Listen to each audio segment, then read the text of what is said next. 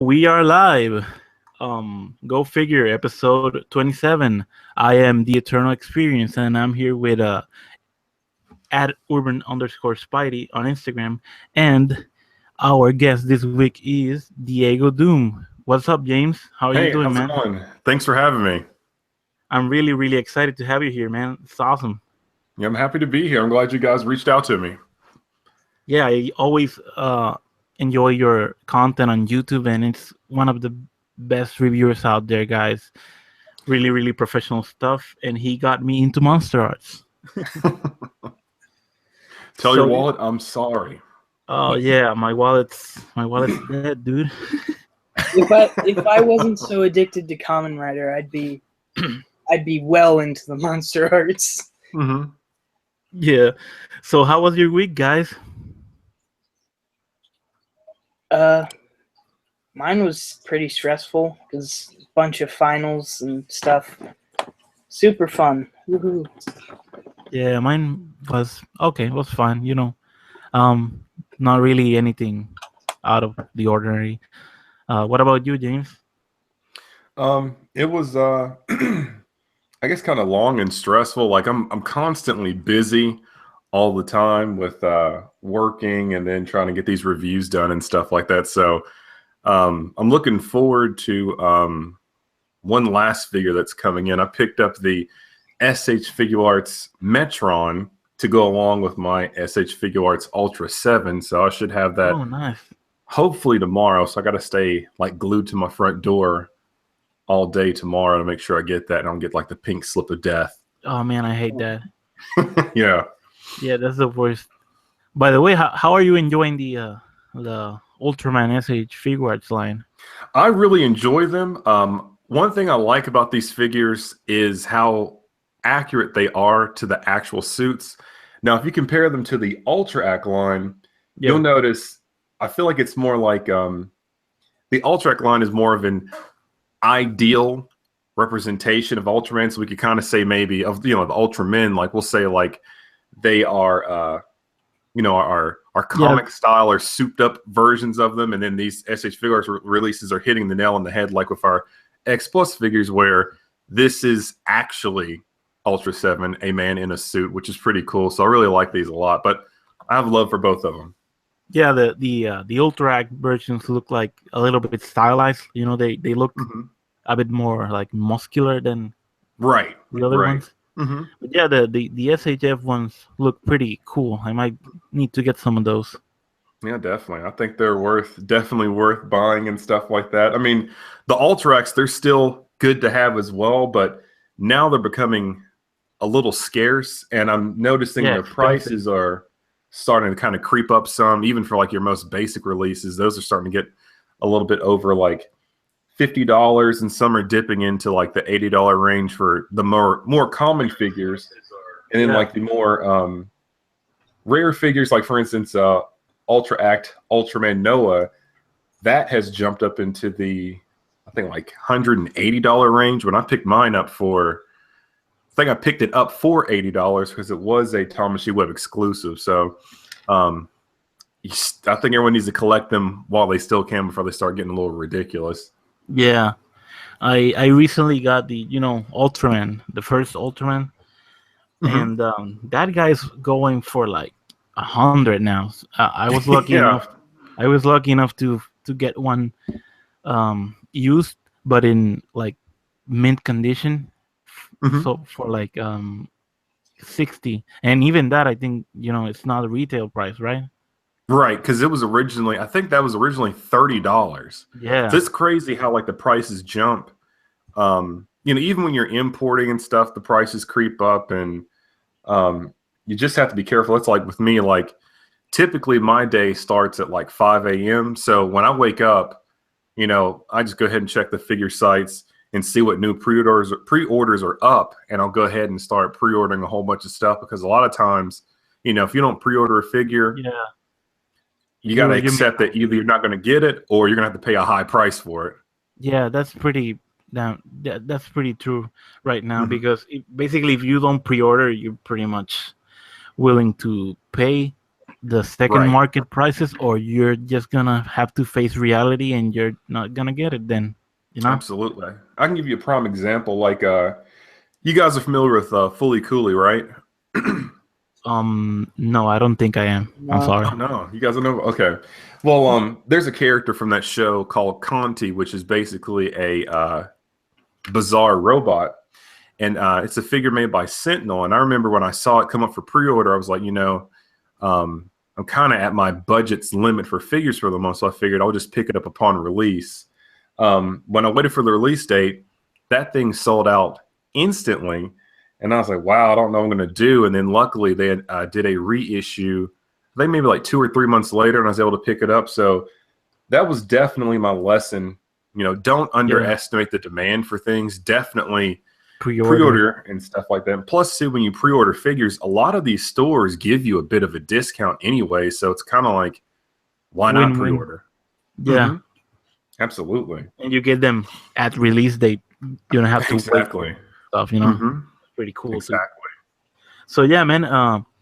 We usually start the podcast, with an interview section. We ask a few questions, but before we start with the actual interview, I just want, for the people that don't know you, can you tell us a bit about yourself and what you do? I guess I'm known as the absolutely fantastic reviewer on YouTube. Yes. Yeah, basically, I mean, I review a little bit of everything from the tokusatsu genre with the Godzilla, Ultraman, Kamen Rider. I do a handful of anime figures here and there, like for instance with my Guyver figures. And I also review Super Robots, so review figures from the Super Robot Chogokin line as well as the Solo Chogokin line. And I basically just review a variety of figures within that realm. So yeah, I guess it kind of sums it up and everything. Yeah, and I really enjoy your like the organization of your videos is very professional. Yeah, the structure is really, really nice. Yeah. Oh, it took me a long time to develop that, because if you guys go back, I think my first video was back in 2011, and it was of SH Figure Arts Sky High from Tiger and Bunny. And kind of at that time, I noticed everyone was doing figure reviews. And I was like, why don't I start doing figure reviews and stuff? So I just kind of tried to do my own take. And then once I sat there and really worked on it, I thought, everyone does figure reviews. So what can I do to make my figure reviews different? So what I decided to do was, through the encouragement of my older brother, I upgraded my camera gear and just kind of went from there, just kind of learned the different techniques with my camera. And also one thing I wanted to put out was, I know a lot of people aren't familiar with the characters that I review and the figures I collect. So that's why I do kind of the history segment. I know some people don't really care about that. They just go, oh, it's just a toy. But to me, the stuff I collect, they're not toys. I feel like they're actually like, relics of history, if that makes any sense. I know it sounds kind of weird and stuff, but I feel like these pieces I totally agree are important and kind of like can be a timeless thing and stuff. Otherwise, we wouldn't collect, model cars, or we wouldn't have vintage anything and stuff. So, these are very important to me, and I feel like it's great to know about the figure as well as the history of the character. And plus, you learn new things every day, because a lot of my Ultra knowledge, I thought I knew everything I needed to know about Ultraman, but as I did these reviews and did research on their backgrounds and history, I started to learn more and more and more stuff. And it's like, wow, I have a greater appreciation of the character, and in turn, a greater appreciation for the figure. Yeah, I think that's pretty cool, because usually when I pick up a figure, because it catches my eye, maybe I'm not really familiar with the character. I really try and do research on the character before I mess with it, because we like to take pictures, obviously, on the that's like our main hobby. But usually before I go and take a picture, if I don't know the character, I must learn about it. I need to do some research, watch the show or whatever. And I think that's pretty important to to know about the history of the piece that you own because you own it. It's in your house, Hmm. so why not know about it? You know. Right. Exactly. And I just I recently got into Ultraman. I Hmm. I'm sorry. Um, I started watching, the first show, and I've been really enjoying it. Right. Right. Hmm. But that's pretty much it. I don't know anything beyond that. I Hmm. just know that first character, and that's the only figure that I own. You know, Hmm. and I'm really enjoying it. And I've been watching your reviews a lot lately, Hmm. mainly the Ultraman ones, because I just find it really interesting that you do that history part. That's pretty cool. Absolutely. Because I mean, I've seen online, like in like various forums and places, who cares about the history? But it's like, it's just so interesting. Because for instance, like if you saw my Ultra 7 review, excuse me, Yeah. um, basically Ultra 7 is a type of body snatcher. Because if you know, he took on the identity of Dan Moriboshi. So it's kind of crazy and stuff. And then, if you see my review of the Ultra Act Golgotha set where everyone was crucified by Ace Killer and Yapul, Yeah, that's I just a saw that. very interesting episode. And also, that's one of the more interesting pieces in my collection because some people say, what's with all these crosses here? It's like, oh, this is when the Ultramen were crucified. You don't remember? What are you talking about? It's like, Yeah, I saw that. That's pretty interesting. I still don't know what it's all about, but it looks hmm. interesting. It looks really cool. Hmm. But yeah, that's also like a really fun part of the hobby, getting to know all these characters Right. into like a personal level. That's pretty Hmm. cool. Absolutely. Um. So yeah. How did you get like into to YouTube and reviewing toys?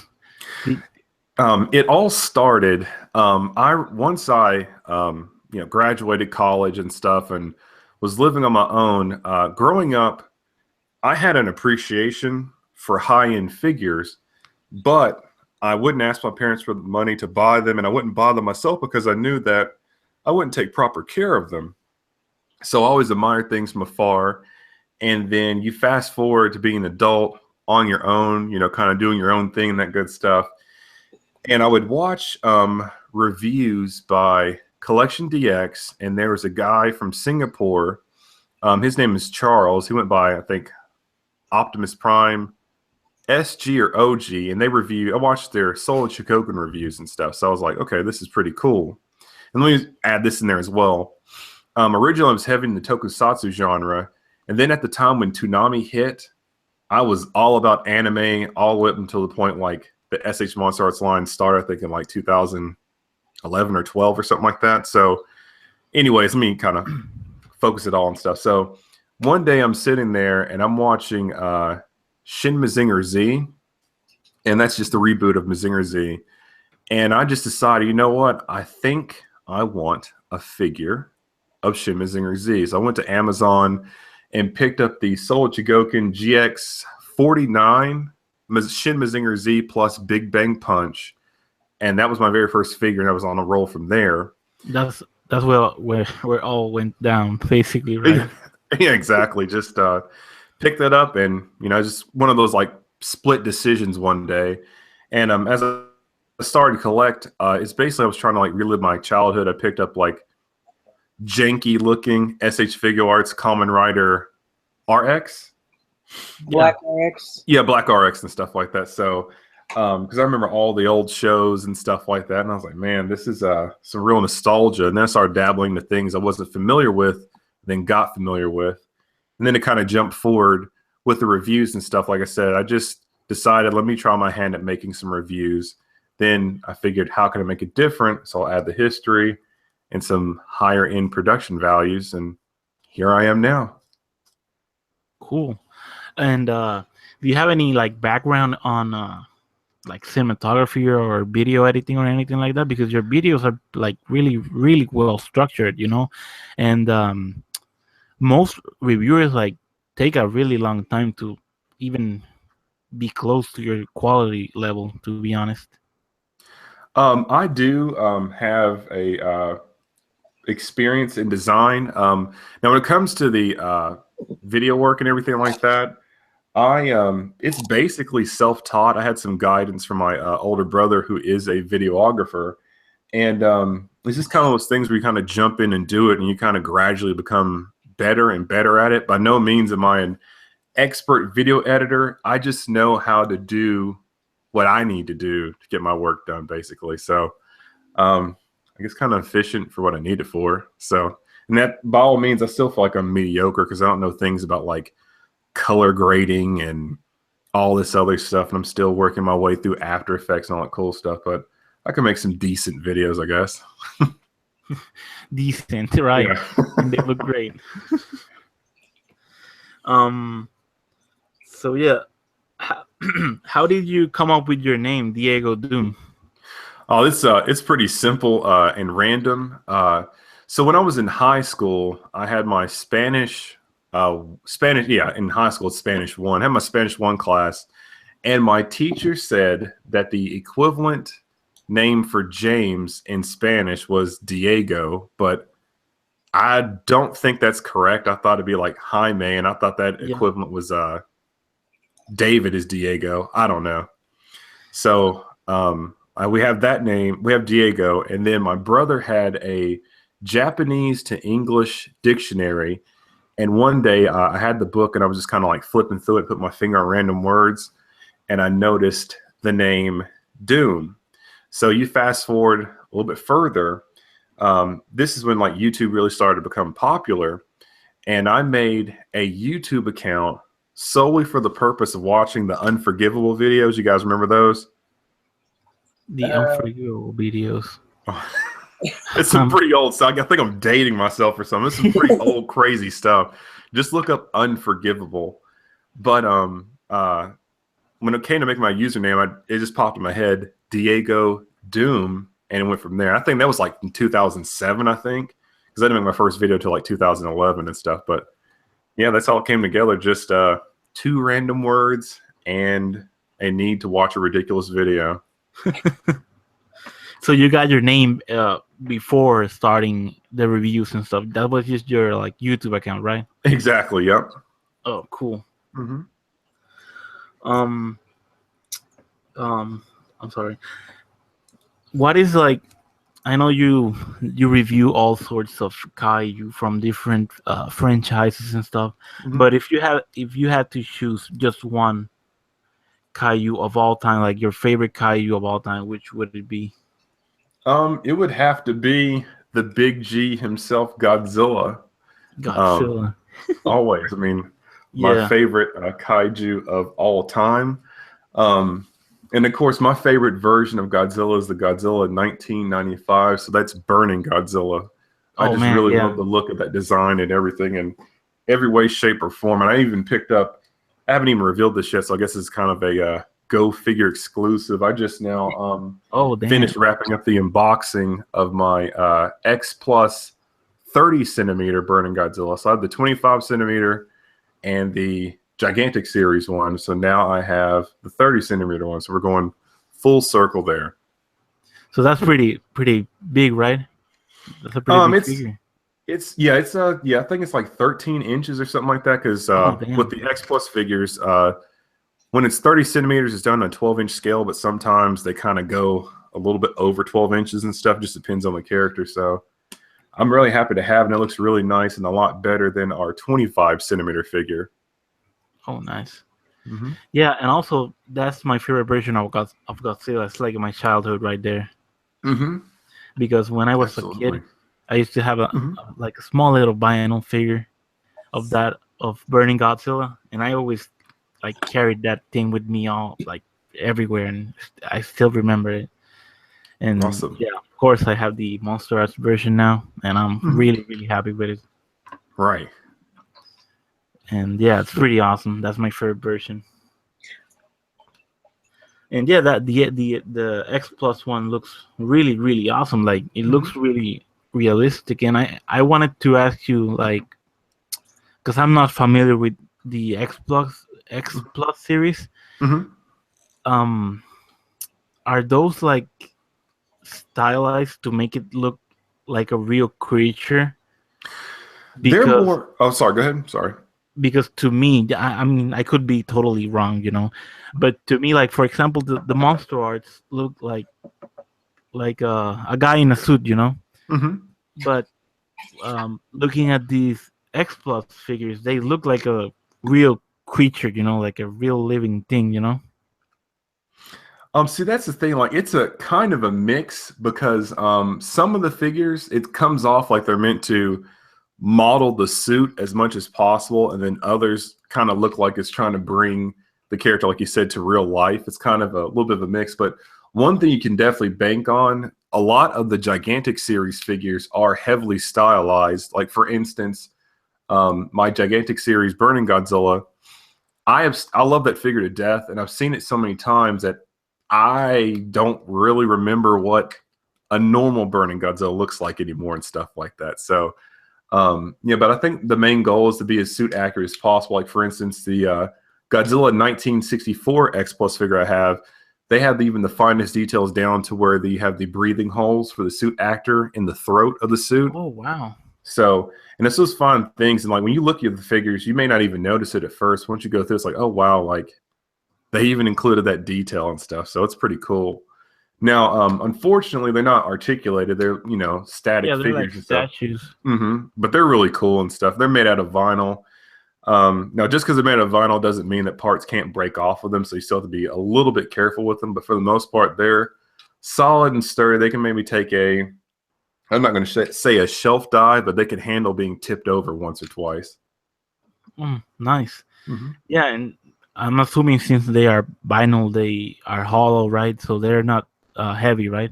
Right, not heavy at all. Now the gigantic series, keep going back to that. That figure, those figures are normally heavy. Typically, their tails or their insides are kind of filled with something, some kind of like foam material, or I think it's like resin or something like that, just to make sure it's balanced and weighted correctly, so it doesn't tip over forward or backwards. Yeah, to give it a nice like solid stance, basically. Yeah. Right. Now I'll give you guys some not insider information. We'll just talk about collecting X Plus. Now, when it comes to collecting X Plus, one big thing is basically if you don't either pre-order it or buy it as soon as it's released, the price jumps up. It doubles almost instantly as soon as the everywhere's sold out and stuff. So that's one thing that's tough because it's really not easy collecting X Plus figures because first off, they are expensive. They range from like they range from $89 to like what, $500 or $600. It just depends on the figure. And also when the pre-orders are announced, the windows are pretty tight. So like something might be released or announced in April and it's going to be released in like June or something like that. So it's kind of tough to kind of slide those in the budget. Somehow managed to do it without having to eat ramen for like the next week or something like that. But it's all good. I really do enjoy the figures and I love looking at them and stuff. They're so cool. Yeah, those look amazing, man. And where do you usually like get those, like Ami or something like that? Exactly. Like Japanese sites? I typically order from Ami, or I'll order from one of my sponsors, which is Hobby Link Japan. So a shout out to Hobby Link Japan right there. But that's where I typically order everything from because I know that some people are against or afraid to import figures. And there's no reason to be afraid to do that and stuff because some people believe, I'm ordering a figure from Japan, so it's going to be more expensive. But really, it's not. Because one thing I've noticed, like, some people go, oh, wait till I'll buy it domestically. I'll give you a prime example. When I picked up the Dynamic Classic Mazinger Z from the Solar Chogokin line, I paid $120 for that figure. So that's for the figure and it to be shipped. Now, if you look on some of the American websites, they're selling that figure as a selling price for $138. Then you have to pay like an additional, like maybe 10 or 15 bucks for shipping. Yeah. So it's like if an American store imports that figure, they're going to pass those import costs on to you. Now, of course they have to do that, but that's something to be aware of. But then the downside to importing a figure And I've noticed a lot of stores have adopted this policy. They don't do returns. Oh yeah. So, if you buy a figure domestically, you have the safety. Well, at least I can return if there's an issue. Maybe I'm super lucky. It's really not that often I have issues with figures. The latest issue I had with an import figure, I'm sure everybody saw, was with my SH Monster Arts Shin Gumzilla. You guys saw how crappy the paint-ups were on that and stuff. So, but generally, I don't have any issues with importing figures and stuff like that. And you can basically be rest assured you're going to get a solid figure and stuff. Nothing to really worry about. Yeah, and usually like getting a figure directly from Japan is cheaper because you're getting it directly from the source, basically. Absolutely. And if you wait to get it from like a U.S. retailer, they have to make a profit. They're not gonna just buy it for you. That wouldn't be a good business. So they have to make a profit. It's like Mandarake. That's I get so many figures from there for so much less money than I would if I got it from like Amazon or something.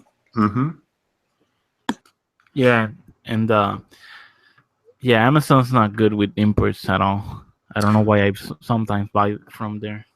Well, one thing I've seen people post about like with Amazon and Bluefin distribution that I remember at one point they had now I'm not sure how true this is, some kind of strike when it came to like boat shipping and docks or something like that, and that threw off a lot of release dates a while back. And it's like, if you just go ahead and import the figure, you'll have it a month or two earlier for cheaper. So why not? But, one thing I'm noticing too, and I'm not really sure my audience, but I don't think a lot of people are aware that PayPal will do the yen conversion for you and stuff like that. So yeah. So I think that might be a vlog subject, to kind of a tutorial on how to do that kind of stuff, because it's like importing is not that hard. I think some people just get intimidated by, foreign currency and that kind of thing, but it's not a big deal. Yeah, and even like some sites, some import sites like do it for you. They do the conversion for you. For example, like Nippon does it, and Hobby Japan does it as well. Yeah, so it's not even that hard. And I think it's for the best if you import, because like you said, you get it directly from the source, a little bit cheaper, and you get it like release date fast, really fast, and you will enjoy your figure. So yeah, going back a little bit with Shin Gumzilla, right? That was quite the QC issues with that figure, right? Yeah, that is the absolute worst, I would have to say. I don't know, it's kind of a mix-up. I guess it might be the number one spot, maybe one of the worst issues I've had of an SH Monster Arts figure. Now, if you guys recall, with the release of the original King Ghidorah figure, there were reports of the wings snapping off or being broken in the box and all that crazy stuff. So now my figure, it's intact, but the thing is, I have not moved it. Well, I haven't moved the wings or touched them since that review way back in like 2012 or 13. So I'm not, and that's one thing too. I'm afraid to like put it back in the box. So I remember when I was moving and stuff like that, I had the thing in my lap just to make sure it was safe and stuff when I was driving.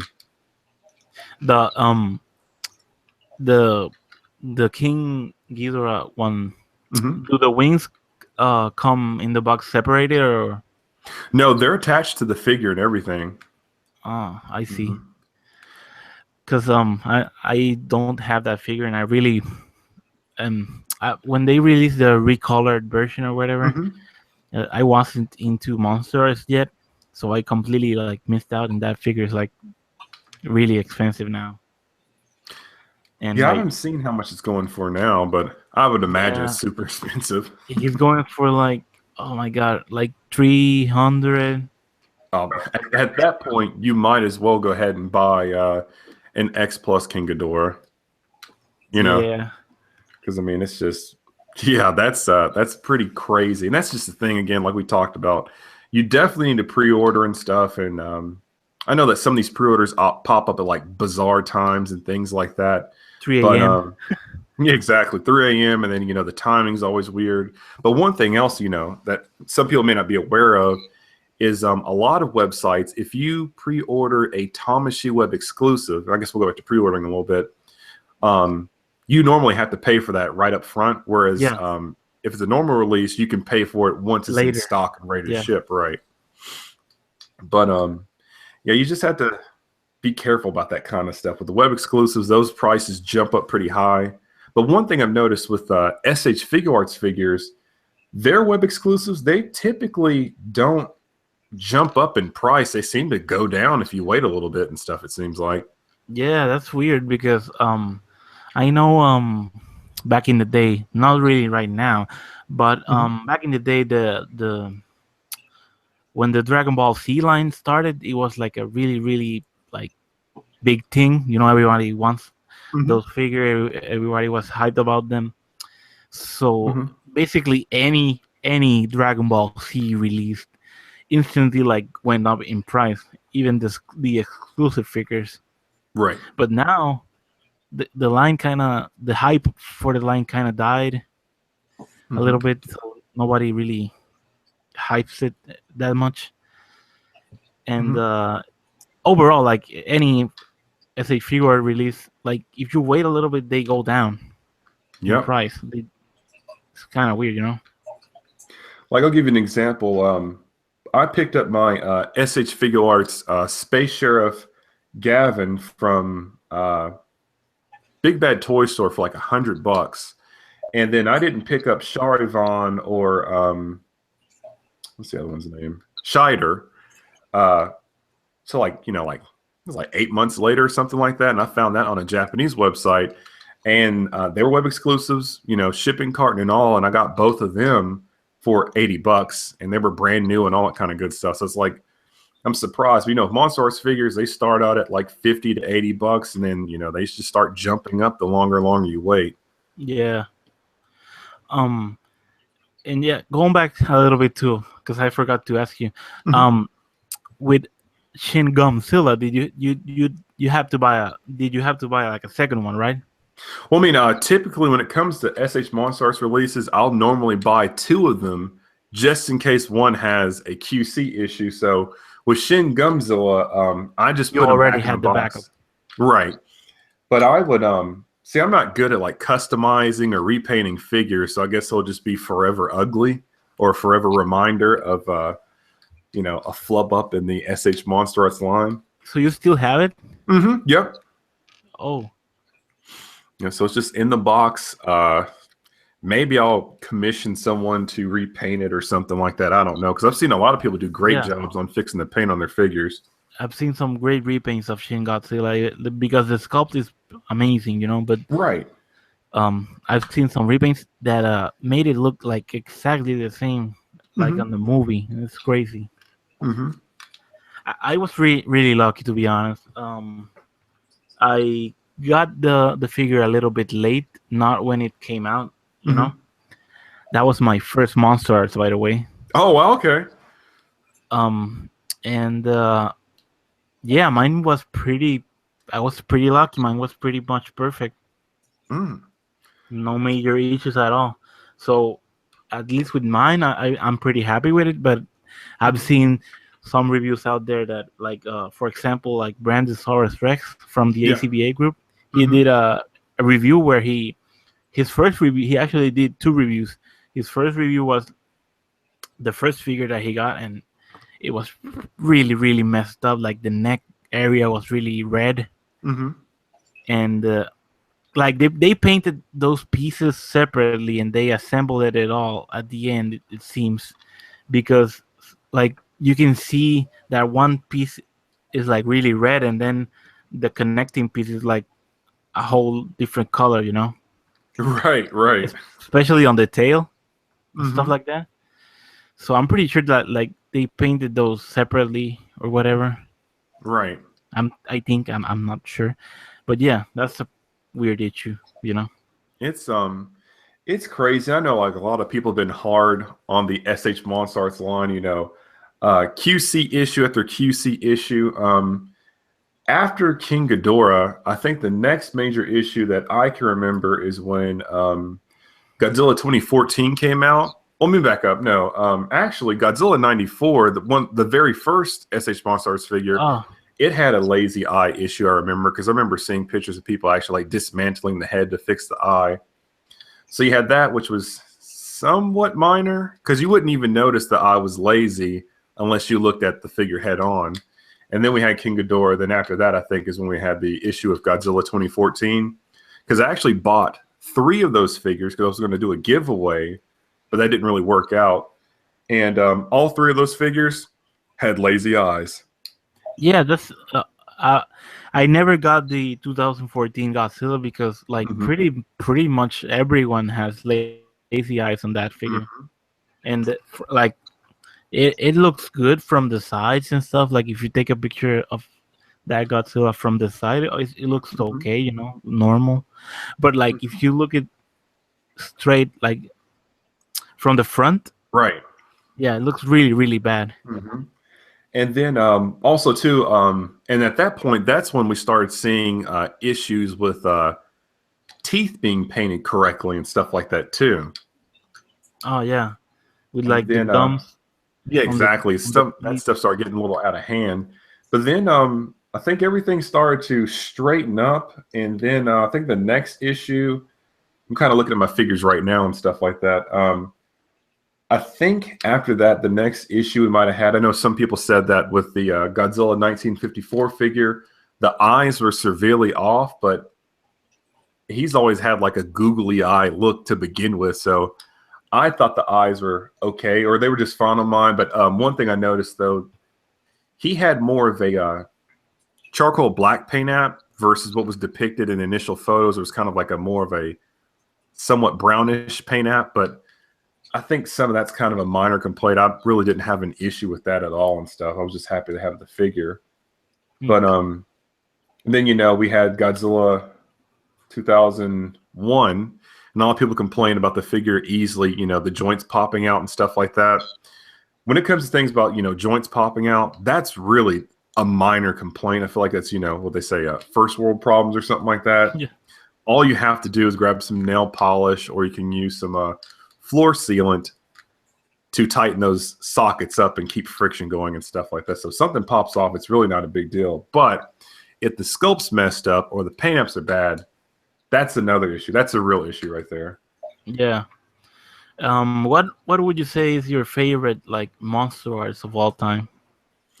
That is a really tough one because if you guys see my review, I love all of them for the most part. But I think my favorite one would have to be the definitive Heisei Godzilla figure. So it'd be the Godzilla 1995 Rebirth. Yep, exactly. Birth version. You know, that figure, that's, you know, that's the Godzilla most people know and stuff like that. So, you know, right on the head. So I really love that figure. I love always having to break that out. That's the figure I use the most when I'm doing like, you know, these crossover shots where it might be Ultraman versus Godzilla, or maybe we have Daizujin fighting Godzilla. It's always bring that figure up a lot. Yeah, it's iconic. Like that's I'm so glad I own it. Great really, figure. Really great figure. Now I have to admit, now we can talk about this too with the Monster Arts line. I'm getting a little bit weary of that sculpt because, you know, at this point now, it's been released 5 times. A lot of times. And I think we're going to get it for a 6th time with this other version with the glowing spikes. I'm going to get it, though. Yeah, I'm going to get it, too. So I can't say, I'm not too bothered by it because I'm clearly going to pick it up. But it's just, I really do want to see some more innovation in the Monster Arts line now with the poster version Mechagodzilla.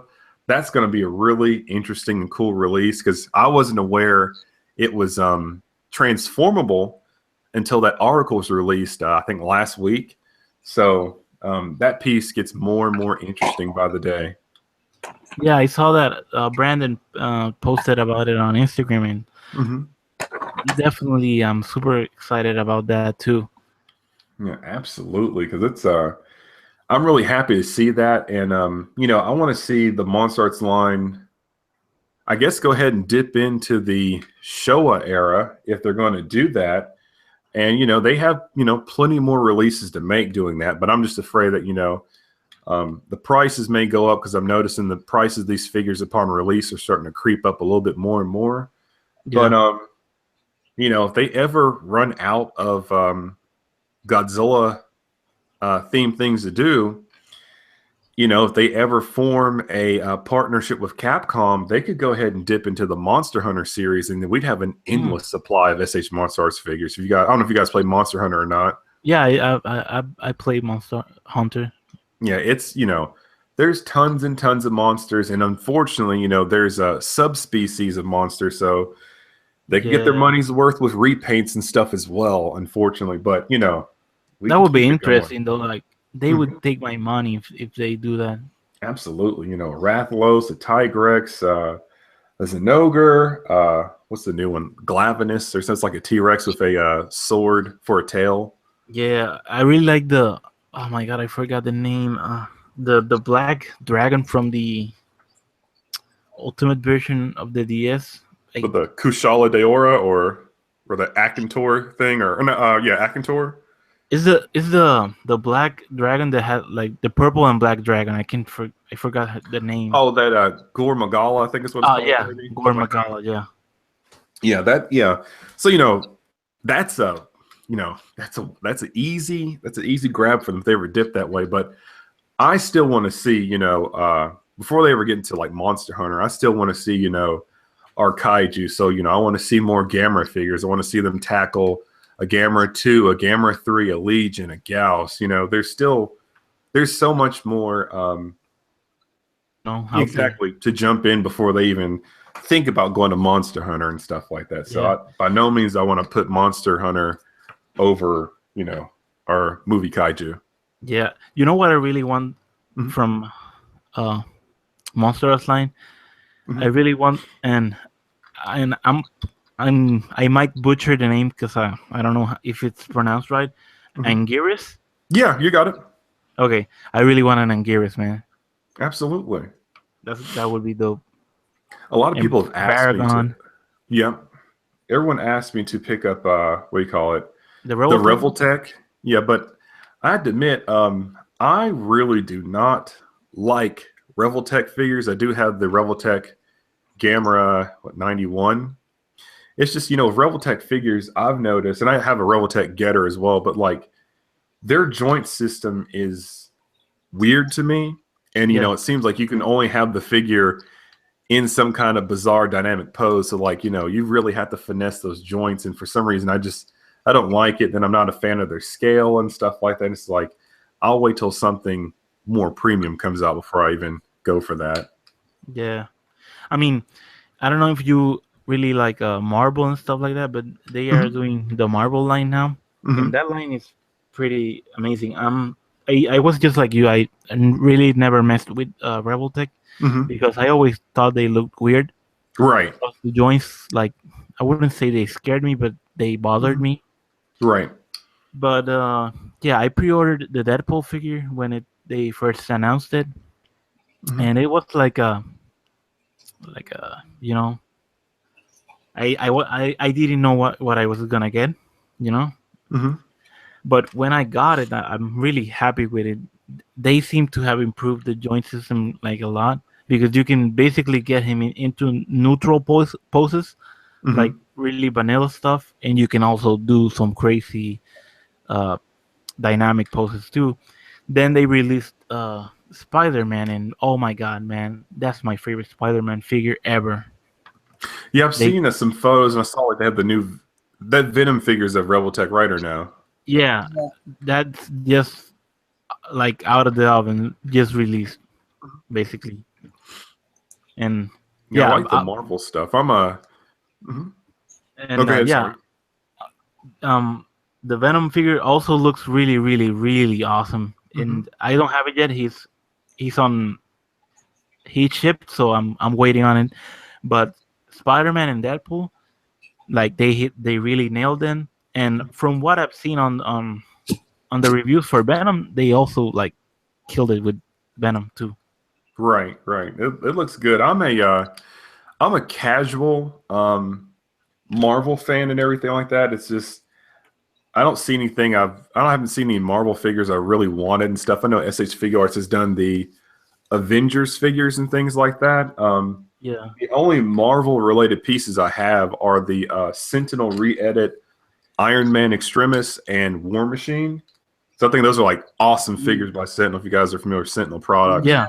The um, those look awesome. Those things are so beautiful. yeah, they are really really great pieces. And of course, I'm a sucker for light ups and stuff. So Yeah. they light up, and it just kind of threw me over the edge. I got to pick these guys up, but Yeah, and they they are work perfectly for Iron Man, because they are die cast and they light up too. right. But they're pretty expensive too. So like Yeah. one thing I'm finding is like I don't think I'm at a crossroads yet, but it's like I might have to kind of limit how much or what lines I'm going to collect and stuff, because everything's getting more and more expensive. Like, I have a handful of Figma figures. I do like a lot of the Figma figures, but I don't pick them all up. Yeah. Figma does a lot of franchises too. Mm-hmm. Exactly. I'm really happy that Max Factory, they had picked Max Factory and Figma under the same window or umbrella, excuse me. They picked up the Guyver line. So I'm a huge Guyver fan. I have all the original Biofighter collection figures, which were also made by Max Factory. I just hope they keep pumping the releases out and stuff. I remember those. Mm-hmm. They look very similar to the Figma, but they are like on a bigger scale, right? Exactly. Yep. Yeah, I remember those. Those they're not. I can't say that. They kind of are a pain to pick up if you want to go for the Biofighter collection still.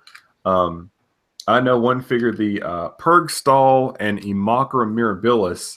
Those are very rare figures, and those normally go for like $250 to $300. And then if you pay that much for them, if you're not a huge Guyver fan, you may feel like you've wasted money.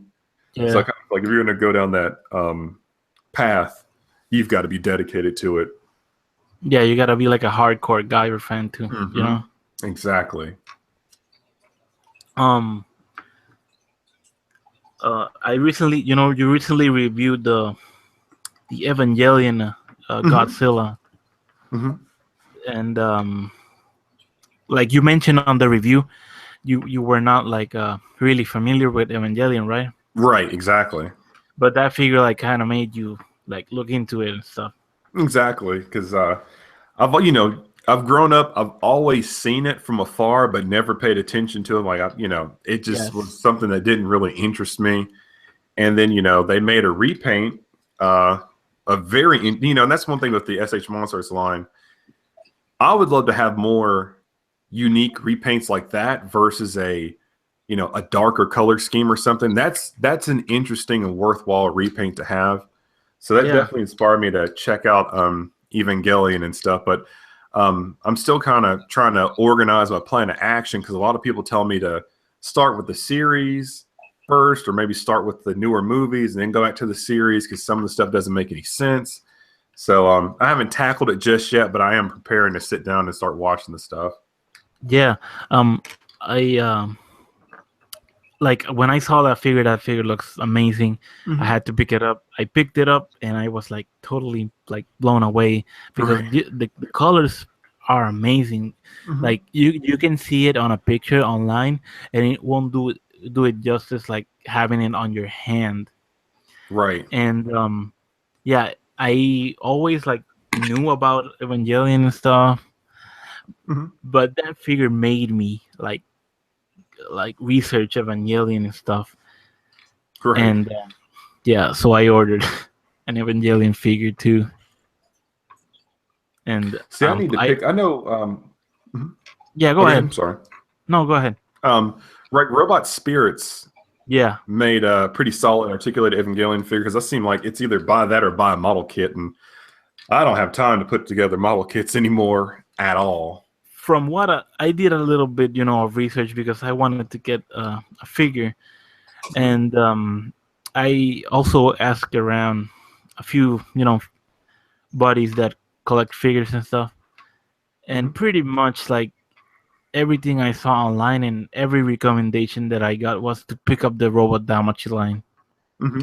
because that's like the overall best figure because um the figures are like crazy articulated, Hmm. and they also have like really nice accessories. Right. Plus they look really good. Hmm. So I hunted down the Evangelion Unit One figure Hmm. because I'm gonna do like a little crossover thing with the Godzilla. Cool. The only robot Damashi figure I have is Hero Man. Have you guys seen that anime or? Hero Man. I think I've heard of it, but I'm not really sure at this point. Basically, he looks like the Michelin Man and stuff. Because I think they said Stan Lee had a hand in the production of that show. I don't know how true that is, but there was a character that always appeared in the coffee shop that looked like him and stuff. But it was a pretty interesting show and stuff. Pretty cool. Let me see. I think yeah, I've definitely seen it before. Yeah, Yeah, it was a cool show and stuff for sure. yeah, that looks pretty cool, man.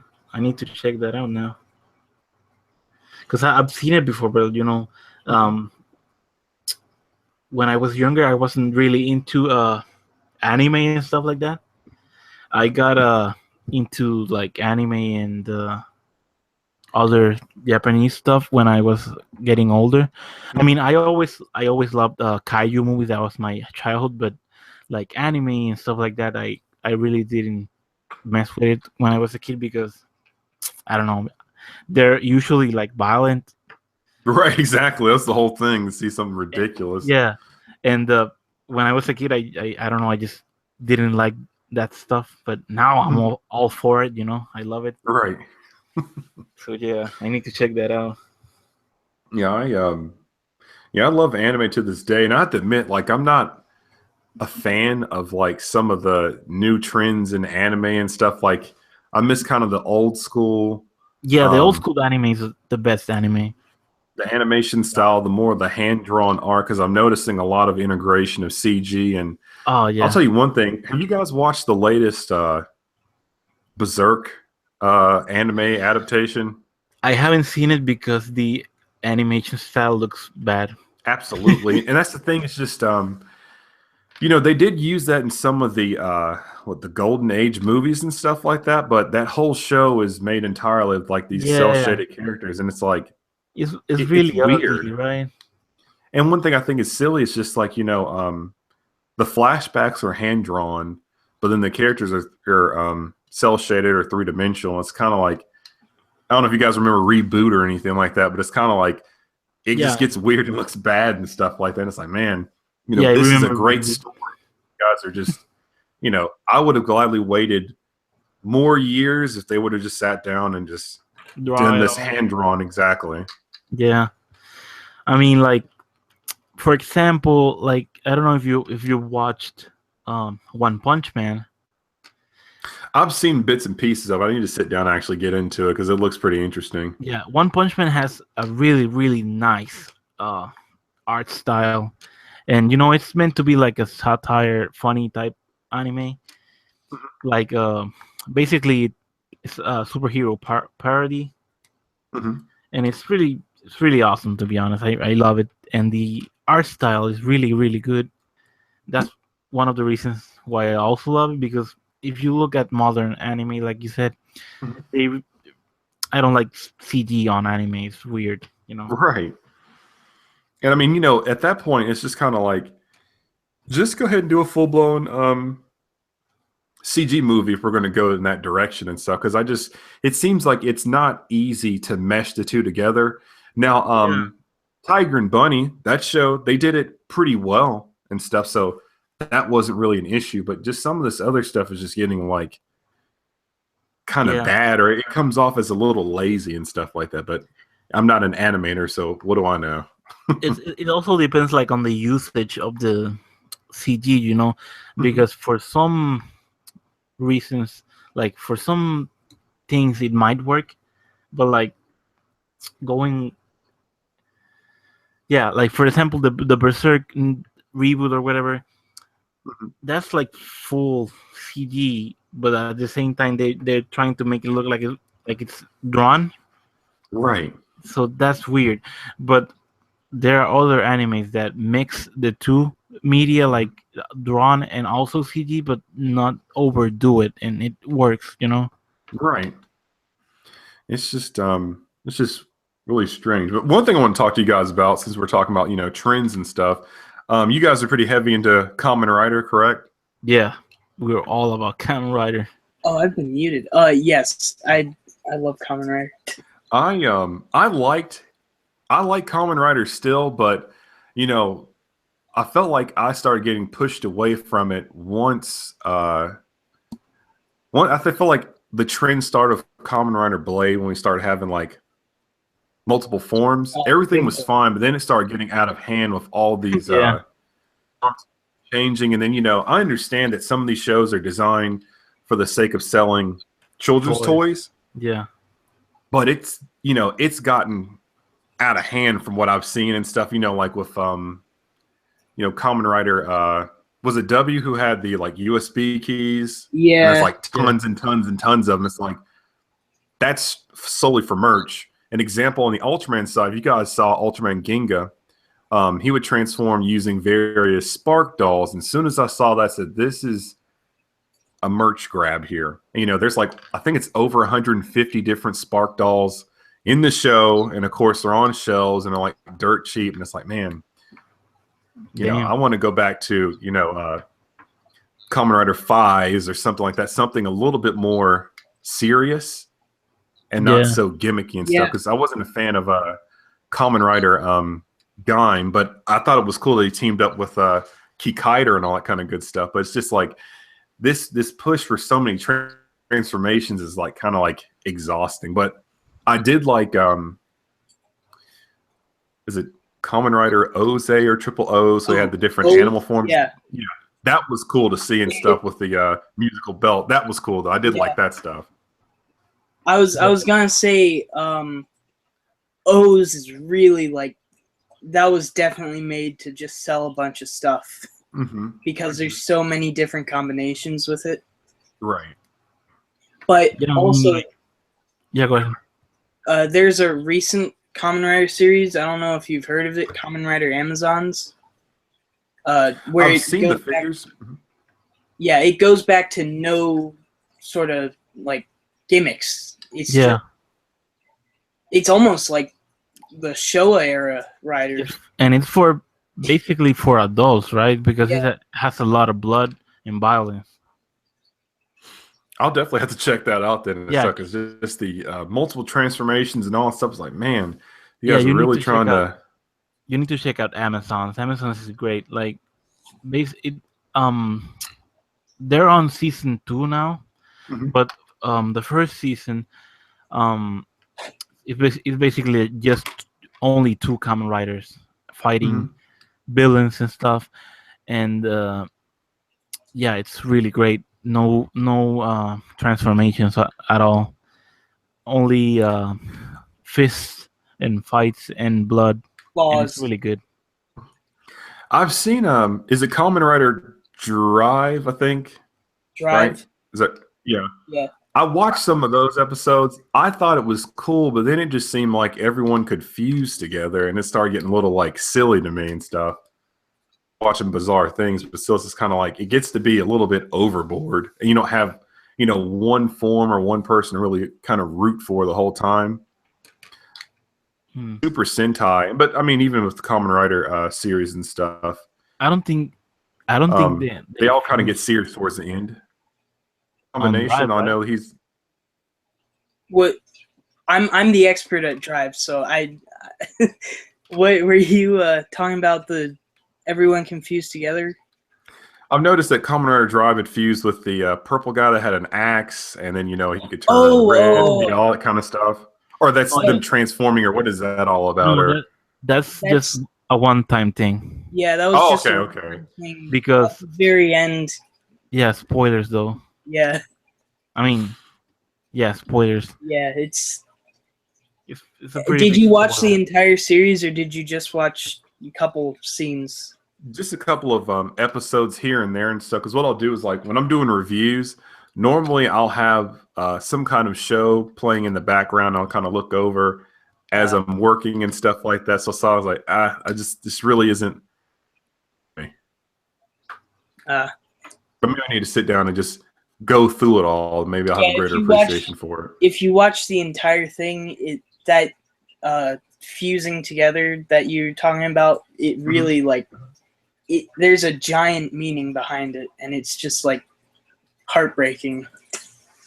Okay. The story is so good, at least in my opinion. Yeah, Drive is really, really good.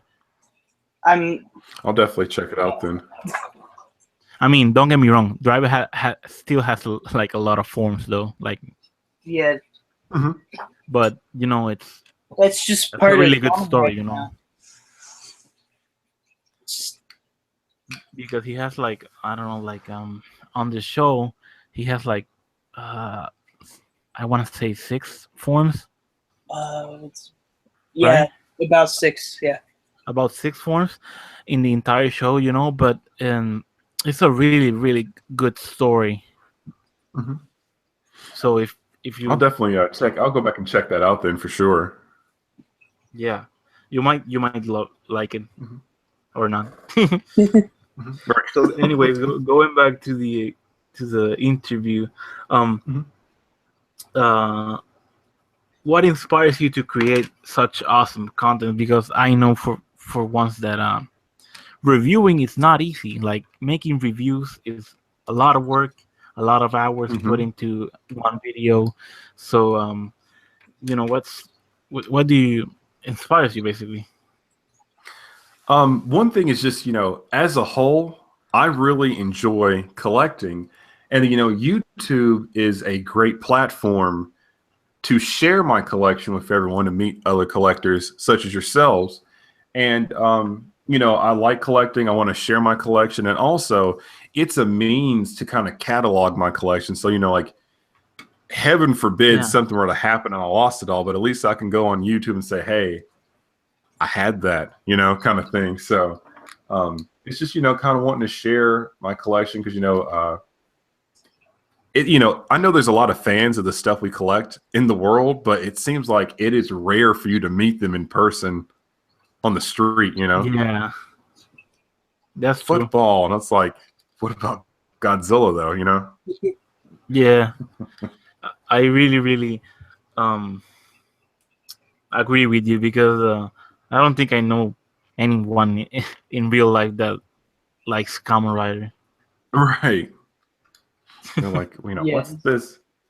Everybody goes, oh, they're quick to say, oh, that's Power Rangers and stuff. It's like, no, same with Sentai. It's just like, oh, let's just knock off Power Rangers. Yeah, that grinds my gears. Yeah.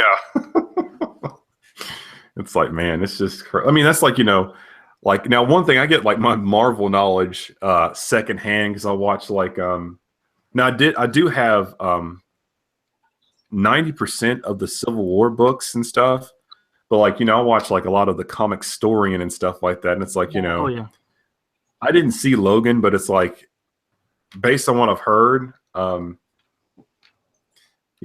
that's just the tip of the iceberg, and it's so much stuff out there that can make fantastic movies, and I feel like we've been getting a lot of mediocre things when it comes on the superhero front. And I do love the Avengers movies and the Marvel stuff, but like, for instance, Batman versus Superman. I don't know what you guys think, but I feel like they tried to cram like too much into one movie. Yeah, they crammed like a bunch of stories into one. Yeah, it wasn't Death of Superman, The Dark Knight Returns, a lot of them. And it's like, just separate that into 3 different movies, and I feel like Wonder Woman was shoehorned into that, and then you've got the issue where Cyborg and everyone.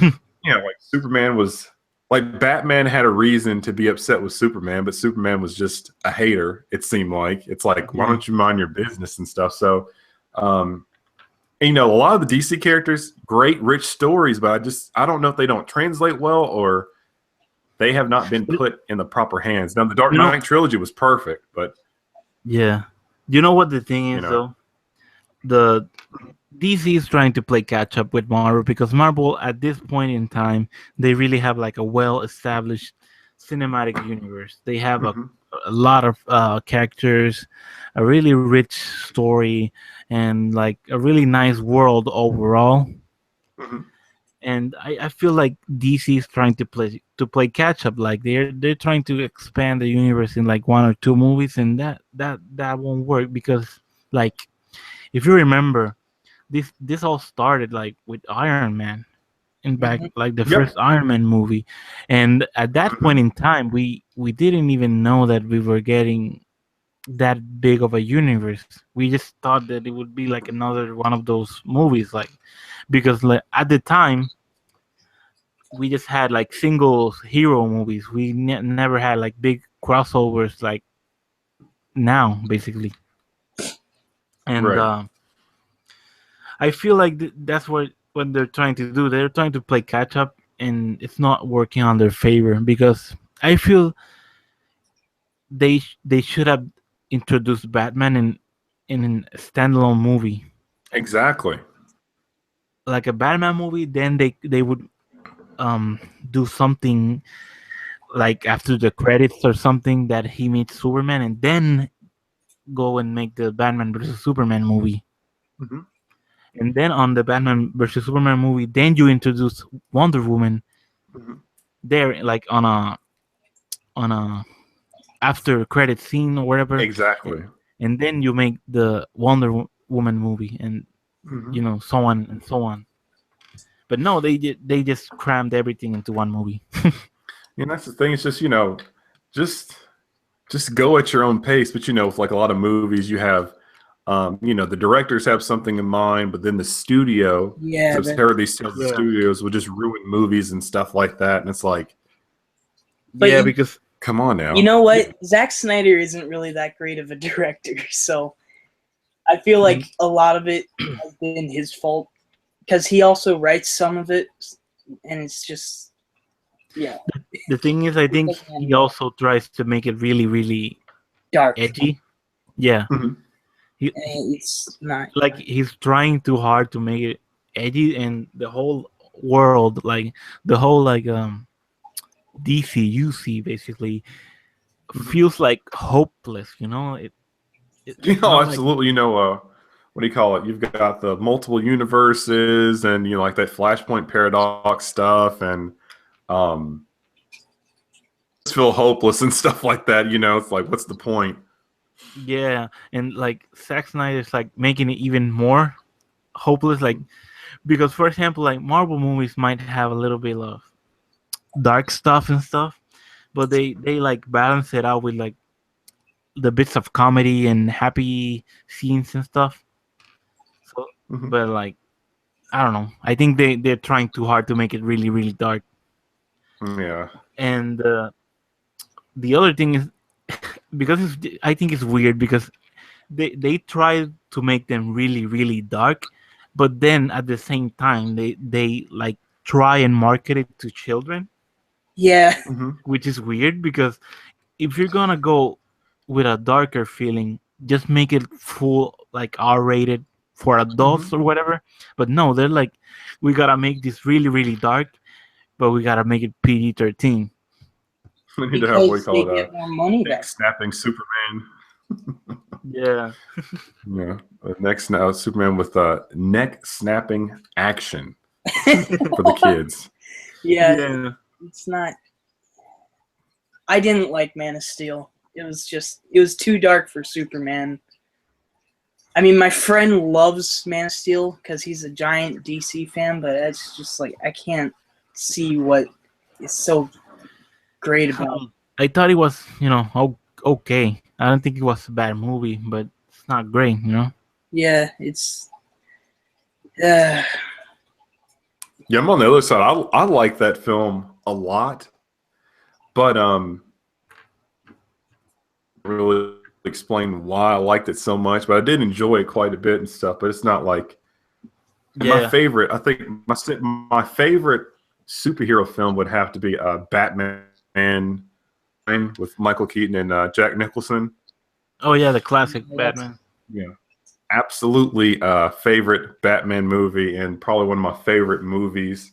of all time, just because with Tim Burton as the director and cast, and just I can sit there and just watch that from beginning to end over and over again. I just really enjoyed that. Yeah, and I really like how crazy Gotham looks, and Mhm. you can see it's directed by Tim Burton, basically. Yeah. So yeah, going again back to the interview, did you have like any specific techniques when you do a review and stuff? Anything that As you would far like to as share? I think my reviews are straightforward. I mean, basically the way I do my stuff, because and this is kind of a thing I learned that kind of helped me become more efficient. I stopped doing my reviews live because I pre-record all my audio and kind of sync the audio up with the visuals, because when I used to do everything live, I'd be up super late at night doing these reviews, and I may mispronounce something or flub up, or I might be tired and start slurring my words or something. So I would have to like redo scenes over and over again, because I wanted to do it like one long clean cut and stuff, which is ridiculous and stuff like that. But I used to do that, and I'd be up all night, just trying to do the articulation and not talk too fast, and not go too crazy with it and stuff, and not ramble on. So that was one thing. So now I pre-record my audio. I actually write scripts, because some people say, "Oh, you say the same thing every time." It's like, yes, because I do write scripts, because that way I can put my thoughts to paper and just not rattle off like I guess I'm kind of doing right now and stuff like that. But that's one thing. And then a lot of times you just want to develop a solid game plan. So you've heard that saying, fail to plan, plan to fail. So I just kind of plan it all out. And I mean, that's just kind of how to set up the reviews. I just kind of do the audio separate, cut it together, start out with the intro, character, go over the articulation, go over the sculpt, then go over the accessories. Because one thing I noticed, if you guys pay attention to like your Google stuff like that, you can kind of pinpoint where people tend to drop off from your videos.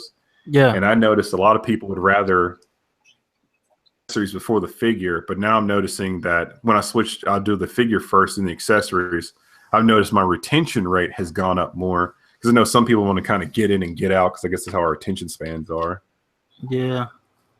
But I'm not sure. Am I answering that question clearly? I feel like I'm saying like a ton of stuff. No, yeah, that's pretty helpful and really, really interesting, because I really appreciate people that make videos. I used to make videos as a hobby back then, when I was in high school. Nothing serious at all, just for fun. But yeah, it's a really like long process, and you have to really put hours into it. So I don't really do it at all now, because I just don't really have the time to do it. So I just like taking pictures now. That's like kind of my thing now. But I always do appreciate video makers like you. I mean, that's one thing, like you talk about with time, because that's one thing, like the older you get, you start to realize like 24 hours is really not a lot of time to do anything. So like, with me, I normally, I come home from work, I will, work on my video some, then, kind of relax. Then like I'll work on it some more. And I normally stay up to like, I don't know, I go to sleep. I'm up from between like, I probably go to bed between like midnight and like 4 o'clock in the morning. And then like I get right back up at 5 o'clock. So sometimes I'm running on fumes. For a hobby, I enjoy a lot, because, it's like, I stayed up all night, but I love it to death, Yeah, it's all worth it at the end of the day. And then, and one thing that's great too is like all the comments I get on the videos and stuff like that. Like that's kind of a huge motivator as well. And so, oh man, you make great videos and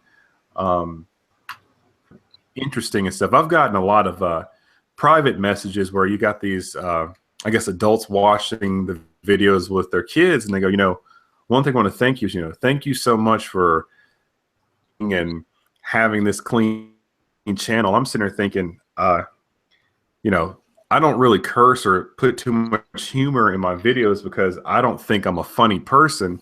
So I don't think I could really set up a good joke like that. So it's interesting to see how much your videos people in different ways and stuff like that. So, that kind of stuff kind of fuels me to keep pushing forward. So it's like, oh, I did stay up late, but I got the job done and made a quality video that everyone can enjoy.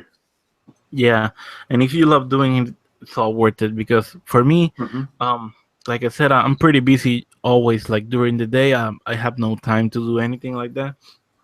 So I have to stay like up all night to shoot pictures. And yeah, when I do it, I feel tired, obviously, but it's all worth it because I had fun. I did what I had to do, and I enjoyed it. You know. Right. And I think that's pretty. That's the one thing was that, you know. What's that country song? It's like I can sleep when I'm dead or something like that, right? I guess it's like the motivation for photographers and reviewers and stuff. You can sleep whenever. Yeah. This review is important now or something. But one thing I want to ask you guys about, I know a lot of you guys like in the A community, you do a lot of great photography.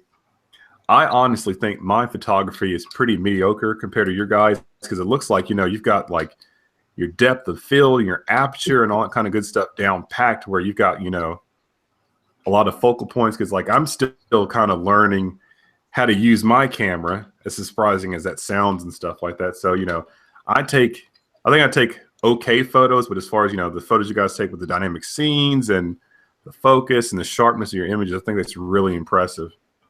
Yeah. Thank you, man. Yeah, I mean, for example, when I started shooting, I just started, with my phone. And for the most part, like my first pictures really, really, sucked. But, it's all trial and error. Like, if you like the hobby, like, you will continue to do it, even if you're not really, like, good with it. And, like, you just keep practicing until you kind of get somewhat good at it. Right. Then I got my DSLR camera, and when I first got it, I really didn't know anything about it, So what I personally did was like I started watching YouTube videos and YouTube tutorials on photography, like basic photography on how to use like manual settings and all that. And I basically watched that every single day until I like learned it, And now with the depth of field and all that crap, I usually kept like a little diagram on my phone. That diagram has like the numbers and stuff that basically like, okay, you put it on this number and you get like a shallow depth of field. You put it on this number and you get like a deeper depth of field. And that's what I did for a couple of months, because I even forgot how to, I had to keep that diagram with me all the time because I couldn't remember the settings and stuff. But like if you do it enough, it's like it all comes naturally then to you, and you can just at that point you can just experiment with it and see what works for the specific scene that you want to do. Right. Because that's the thing. Like when I first started, I had it all wrong. I just ignorantly thought that the same the same lighting settings and setup or whatever would be like a generic setup for every shot.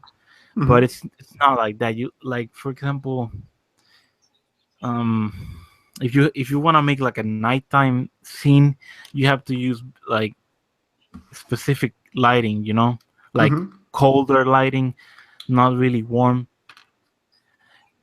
If you're gonna have like a daytime scene, you really want to have a lot of lighting on the entire setup and stuff like that. So lighting is really, really important. and it Mhm. all varies from shot to shot. So like I still like really sometimes get frustrated with some of my setups, and I just like, okay, I'm going to go to sleep and I'm gonna try it another day, you know. Mhm. It's all basically my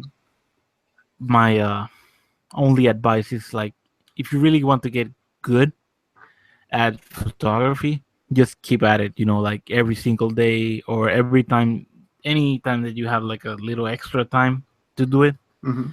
just try and try something different, you know, every time. That's what I'm saying. Yeah, And you'll definitely. learn a I lot.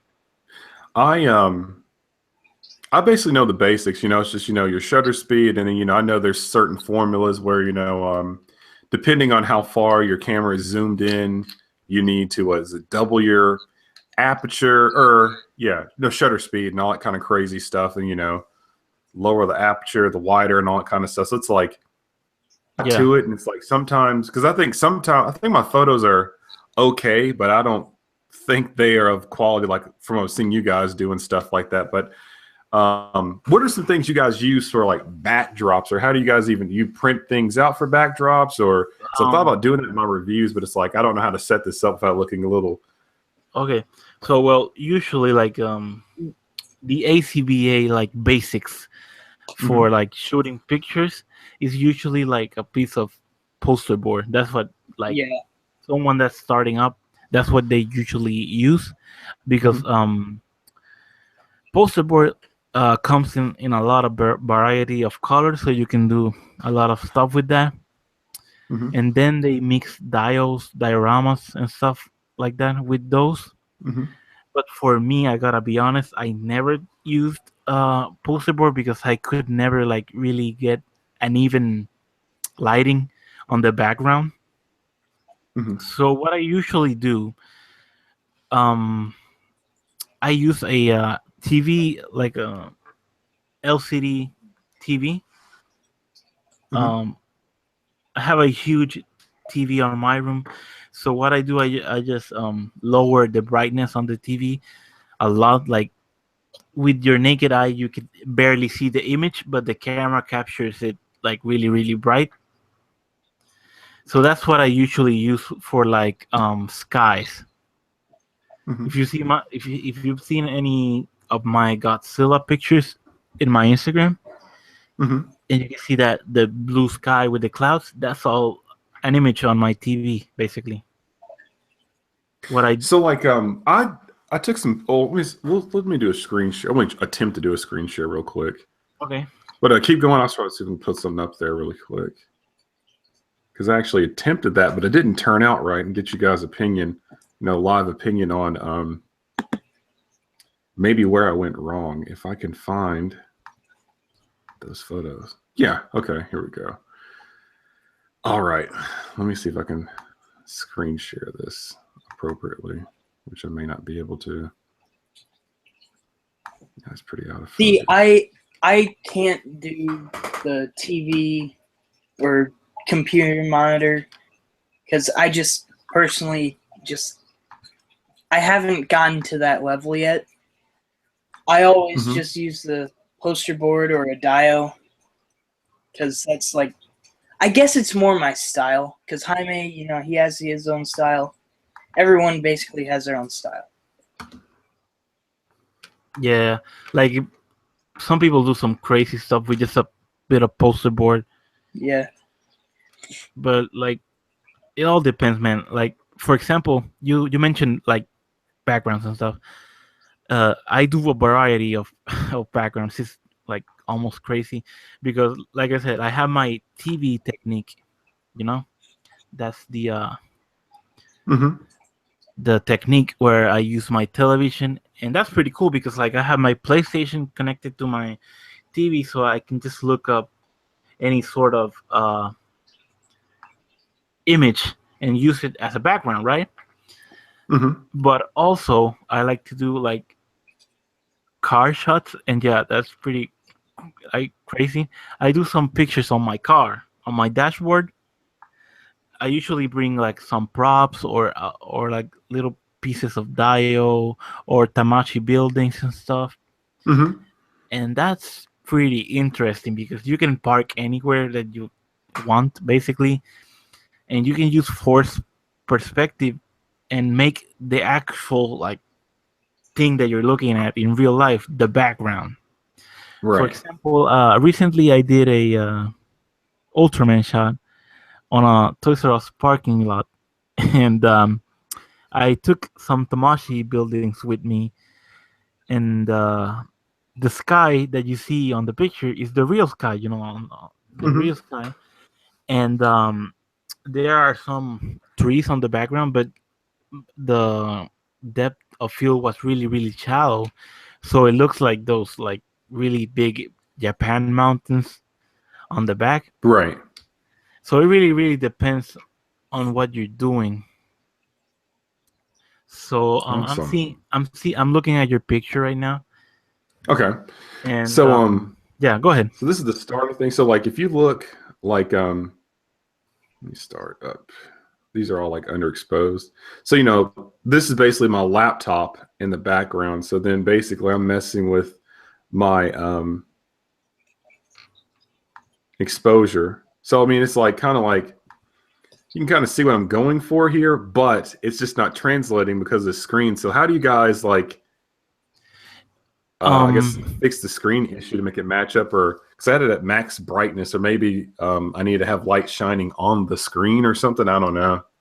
yeah, that's the thing though, like um it really depends on what type of screen you're using. For example, I don't really use a computer screen. Hmm. I use a TV screen, right? Right. So the TV is usually really, really bright. So I have Hmm. to actually um, lower the brightness a lot to Hmm. the point where, like, with my eyes, with my own eyes, I can barely see the image on the TV screen.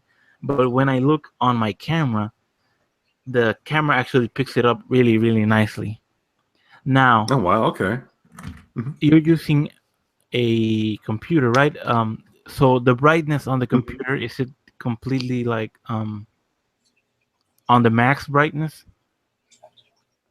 Yeah. At this point, it was max brightness, but one Okay, thing I thought maybe was so going on. You ever tried to film a you ever like try to like take a picture of a TV and get like those bizarre lines that like aren't yeah, visual to Yeah. the naked eye? what I would recommend, since you're using a laptop screen and the laptop screen isn't that big, what I would Right. recommend is have the laptop brightness at maximum, right?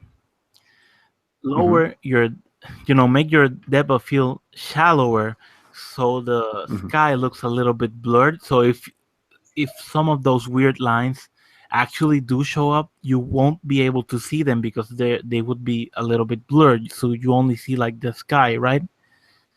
Right. Okay. And since that's the maximum brightness of your screen, you would actually have to use some sort of paper or something to diffuse the actual Hmm. lamp that you're using to make the light not as bright, so the whole scene would be a little bit darker, right?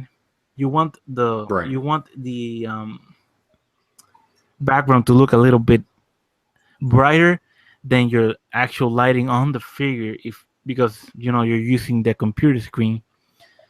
And then Hmm. try and uh with your camera expose it a little bit more, Right. Okay. you basically, it's like a triangle at this point. You have your computer screen brightness, you have your lamp, and you have your Hmm. camera with the settings, the exposure. So that's like a triangle, right? You have to find a balance between the three, is what I'm trying to say.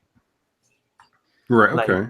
like I'll definitely experiment with this more. use the computer screen, get it to the max brightness, adjust your lamp to the point where it looks good, and expose it, to where it looks good. It's all Hmm. trial and error, basically. But yeah, I would also recommend to get it a little bit shallower. But Hmm. looking at some of these pictures, they look pretty good, man.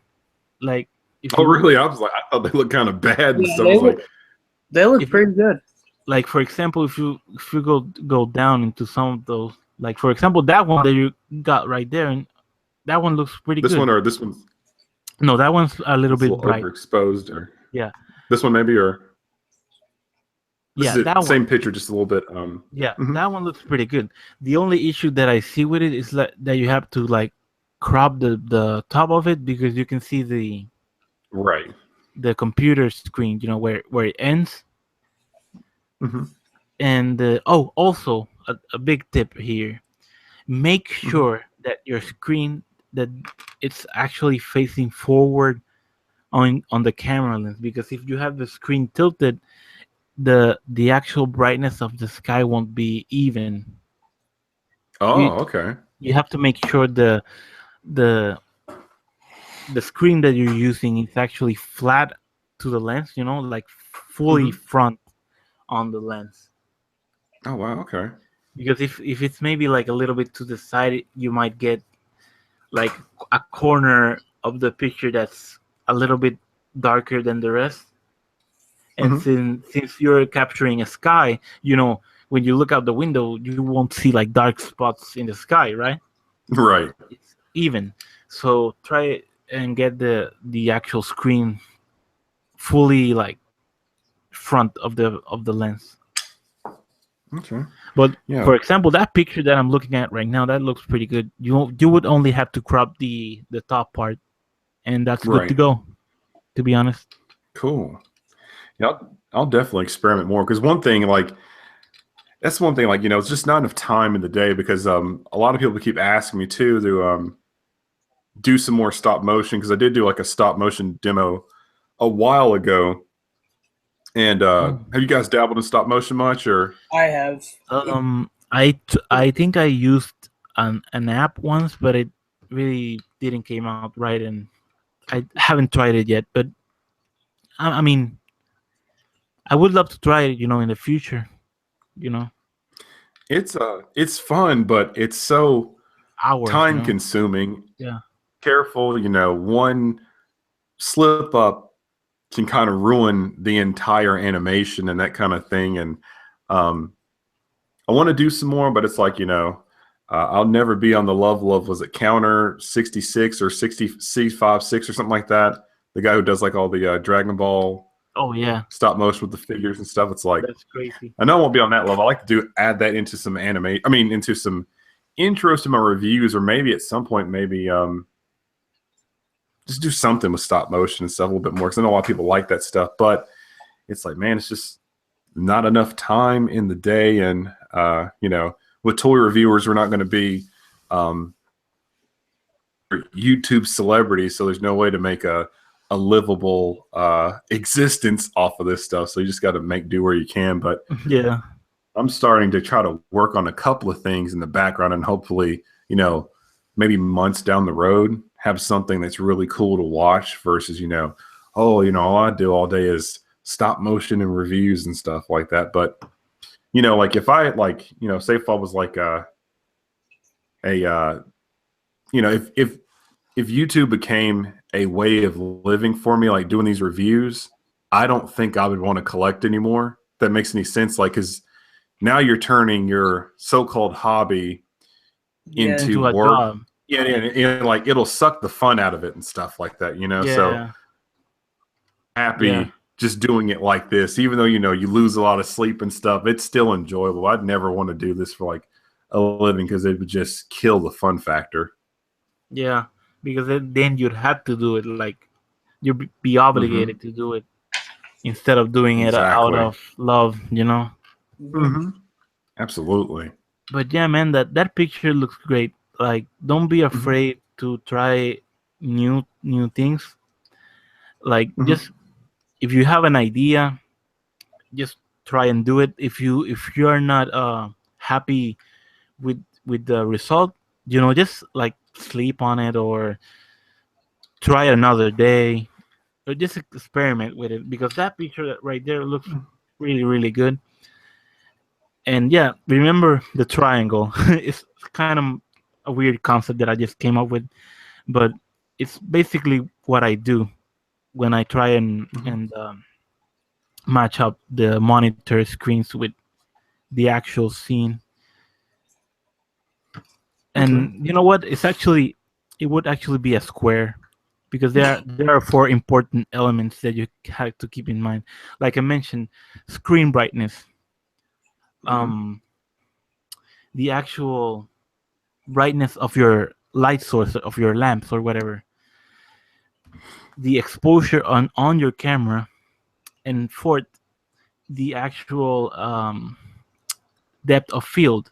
Because if you really have a really deep uh, depth of field, you Mm-hmm. might be able to tell it's a screen because you're actually seeing the detail of the actual screen. You're seeing the Right. surface. You want to have Mm-hmm. that background a little bit more blurred and keep all the focus on the actual subject. Mm-hmm. The background is only there to give the atmosphere like a sense of realism. Right. So you don't want to focus on the clouds or whatever. You just want to focus on the subject. So make sure that you have a shallow depth of field with when you're trying to really blend those two media together. Yeah, I will definitely try that out and maybe try to do some more experimentation. Because one thing too that I'm really bad about, and I'm starting to realize I shouldn't do this, but when you guys DSLRs can shoot video, I assume, or Yeah. Yeah. like I've been taking my photos while in the video format or the video setting when Uh, I need to switch back, because that's when I'm starting to notice the greater depth of field and the sharpness when you're actually sitting it back to a photography mode versus a video mode and things like that. okay. Yeah. Like, let's see if I can pull some more pictures up or something. Um, let's see. I think. Let me see. Like those Yeah. pictures with the black background. Those look great. You nailed the entire setup there. Because like I've seen some people actually, you know, Mm-hmm. try and do the whole black background, and Right. that's what you want. The thing that you have right there, that's what you want. Like the endless void that you can't Mm-hmm. see like anything beyond the total darkness. That's what you want, and you totally like Because I mean, nail that. I don't know if you Go guys saw ahead. my room tour. That's the funny thing is that people think I have some kind of massive blacked out room. If you guys saw my setup, it's pretty janky and stuff with, some curtains on the back wall. And I just make sure there's adequate space Yeah, between the figure and the background. yeah. That's actually very important while we're doing this type of black background shots because Mm-hmm. I do it all the time. I just put a black shirt over my monitor screen on my computer, a black shirt, Mm-hmm. you know. I turn off all the lights and I keep a little bit of distance between the background and the figure, so it's all blurred. The background's blurred, and you get that effect. That Right. so that's pretty. You do it really nicely. That's what I'm trying to say. It's all a learning process and stuff. But it's again, you're learning about figures, you're learning about photography, and this kind of stuff is something you can actually translate into the real world as a skill. So, you can go from of figures to actually doing portrait photography or some minor event photography and that kind of thing. Because I've noticed that's kind of helped me expand into, hey, you know how to use a camera? I know how to use a fairly well. So I've done like a couple of portrait shots here and there, very, Yeah, very, very scarcely, but it's just another tool you can add to your working arsenal in life. So it's always great. yeah, and then for me, like the experience of taking these pictures is really, really amazing because I never would have thought that I would be even capable of taking shots like that. And Mm-hmm. like because for me, a big inspiration for me is like movies. I've always liked movies. Movies are my life. I wish I would someday even work in movies, Hmm. but for now, I make my own little movies. I capture them in pictures Right. basically, and that's a thing. That's a real thing. You're creating these little movie sets. That's essentially what you're doing. So you Right. have to make sure like that everything is believable. If you're Hmm. capturing a scene, because that's what ACBA is all about. There are a lot of toy groups out there of that take pictures, and they all have their styles. Hmm. Like you can see some other groups having like a toy on a table next to your coffee mug or whatever, and the actual picture looks really great. The quality is amazing. The actual picture looks awesome, right? Hmm. No problem with that. That looks great, right? But ACBA is all about capturing a realistic looking scene and doing it all tangibly. No Photoshop or like image alteration, like deleting the stance or anything like that. It's all Hmm. like skill. You have to try and make it all realistic while also doing it in real life. You don't get the luxury of photoshopping errors out. Basically, is what I'm saying. Right. Yeah, That's one of the things I love about ACBA because I that's a I love a challenge. good challenge. So it's yeah. So yeah, that's basically what ACV is all about, and that's mainly my style of picture. That's what I like to do because it's fun mainly, and because Hmm. it again challenged me to create something hard, or that I just like it. There's no other description. I just really like doing it. It's fun, Right.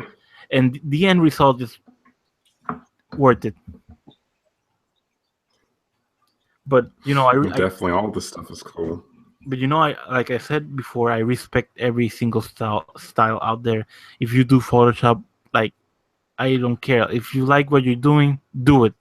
You know. Hmm. But yeah, that's basically it. And again, man, like if you ever have anything that I can help you with, you just message me and I would gladly help you. Yeah, definitely. I'll definitely reach out to you guys and stuff because I do feel like my photography is like could be better because I see a lot of you guys stuff like on Instagram and in some of the other Facebook groups. It's like, man, it's like I'm really lacking here with the backgrounds and it really feels like a scene versus with my shots, it's some kind of ominous void Yeah, but or something like that. But uh, those like the void and stuff, that's also good. I sometimes do it, and hmm. depending on the scene that you're working on, it might work out even better. Like I said, every scene that you capture is different. So like Hmm. s- there might be a scene with a superhero on a rooftop in a city background or whatever, or it might be just like a simple black background and this a figure standing there. That's also ACBA because you're doing it all Right. tangibly. The lighting looks great, the figure looks great, the focus is great. That's Hmm. ACBA, you know. So Definitely. it really depends. And like I said, don't be afraid at all to experiment because like sometimes you might have like a household item or whatever, and it's just sometimes you might even use those in pictures. Like I saw one a guy using a pen on an Hmm. ACBA shot, and it made it look like a laser shot, like a someone was shooting a laser beam out Hmm. of a gun, and it was just a pen, and it looked great. Awesome. So also, yeah, I would also, if you really want to get into photography, I would definitely recommend you check out the ACBA group on Facebook, Hmm. because usually there we post the actual main picture, but on the comments we post what we call a seaside, and that seaside is basically the behind the scenes of the Hmm. entire shot. And on those seasides you can definitely learn a lot from all of these great artists out there, because they on that seaside you can see the lighting that they use, the way that they light it up, how they hide the stands or how they pose the figure, because sometimes you have to do some weird stuff to get a really good pose.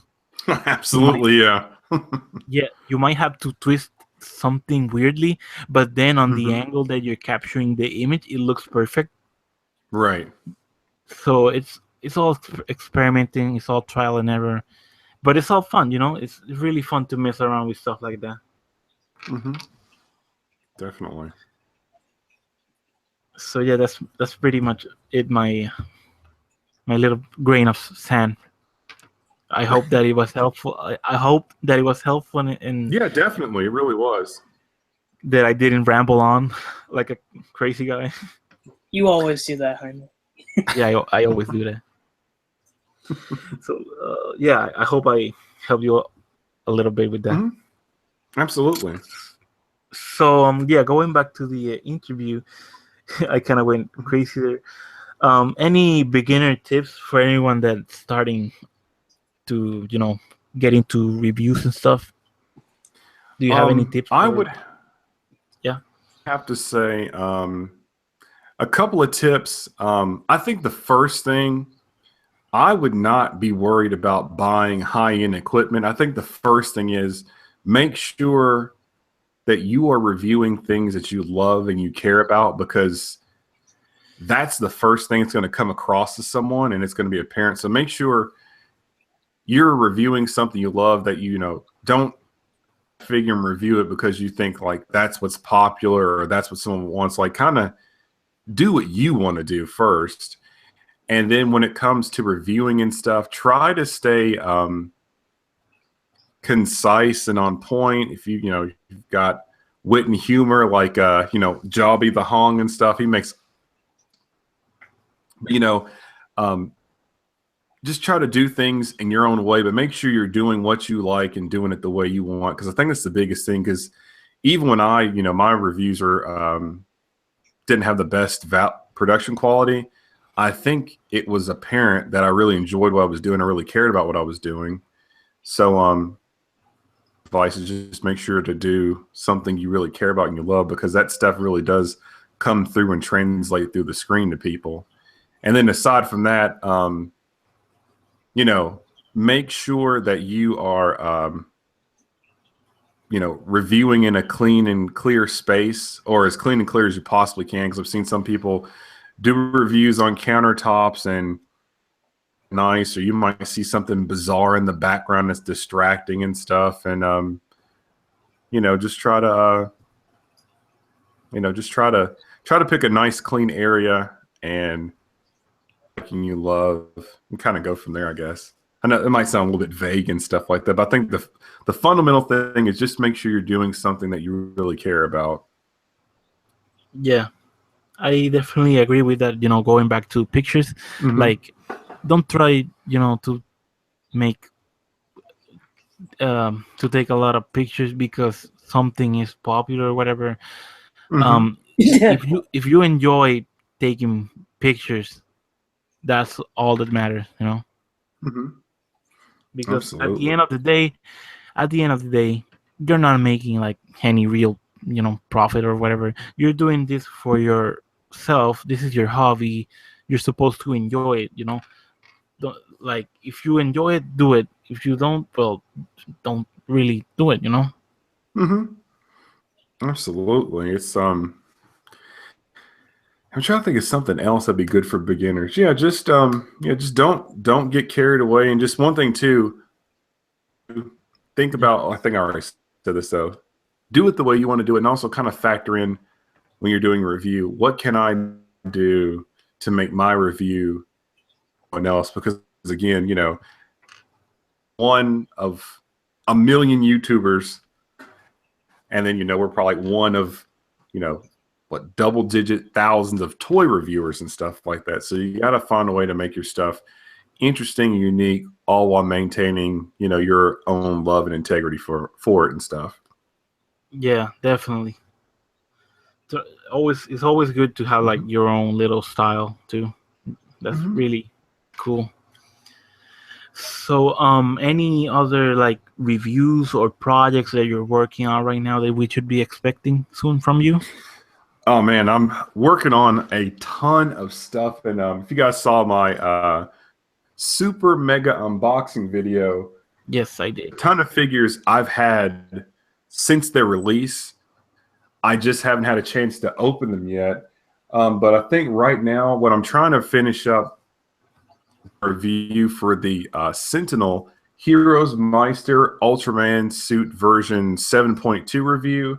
And then also I'm trying to Figma Guyver 2F review, because I've had those figures since release as well, because there was a couple of unboxing videos I posted and did not have a review to kind of go with those unboxings. It's like new figures kept coming out, and I thought maybe those had more priority than this and that. So I need to slow down and kind of do things one thing at a time. But yeah, look out for it. Look out for Guyver 2F, the Ultraman Suit version 2, and then I guess the next thing I'll jump on is Metron, SH Figure Arts Metron and Ultra 7. Maybe Burning Godzilla, and we'll just see where the cards fall after that. So it's tons and tons of stuff. And of course, I have my SH Monster Arts Destroya on the way. cool. So I don't know where that will slide into, or if that's going to, halt everything and take maximum priority.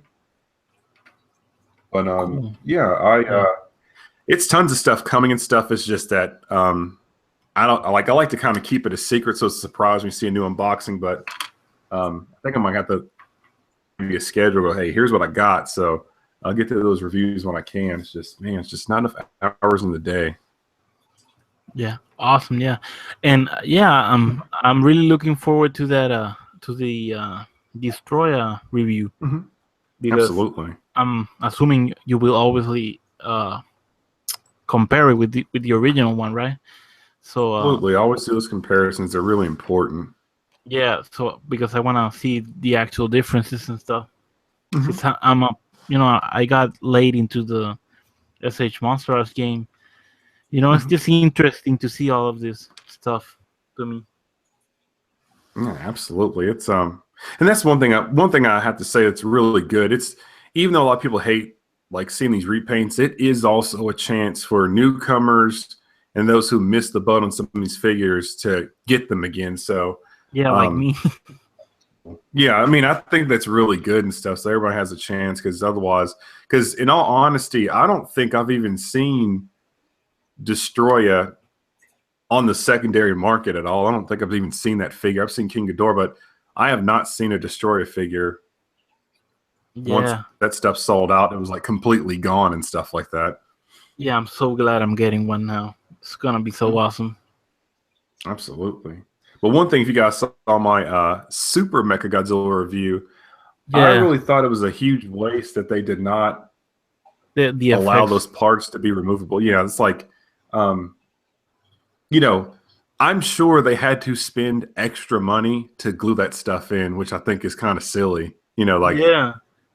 It's like, why, the shock anchor ports are still there, so why do you spend the money to block those off there if you're going to do that? But I still think it's worth tracking down an original Garuda at parts and, the whole setup and stuff like that, if you have the time, money, and patience for it and stuff.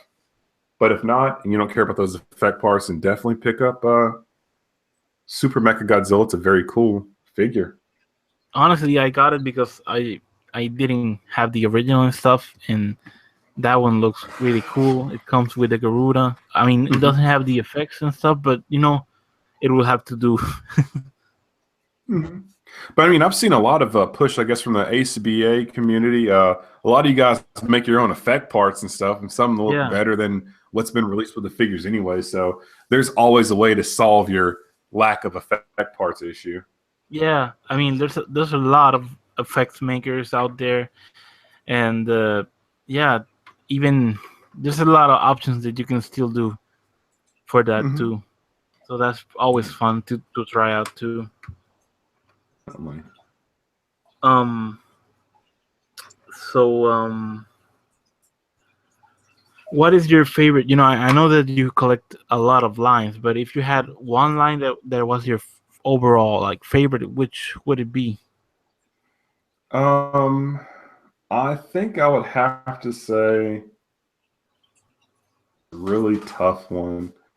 Um, I guess it would have to be the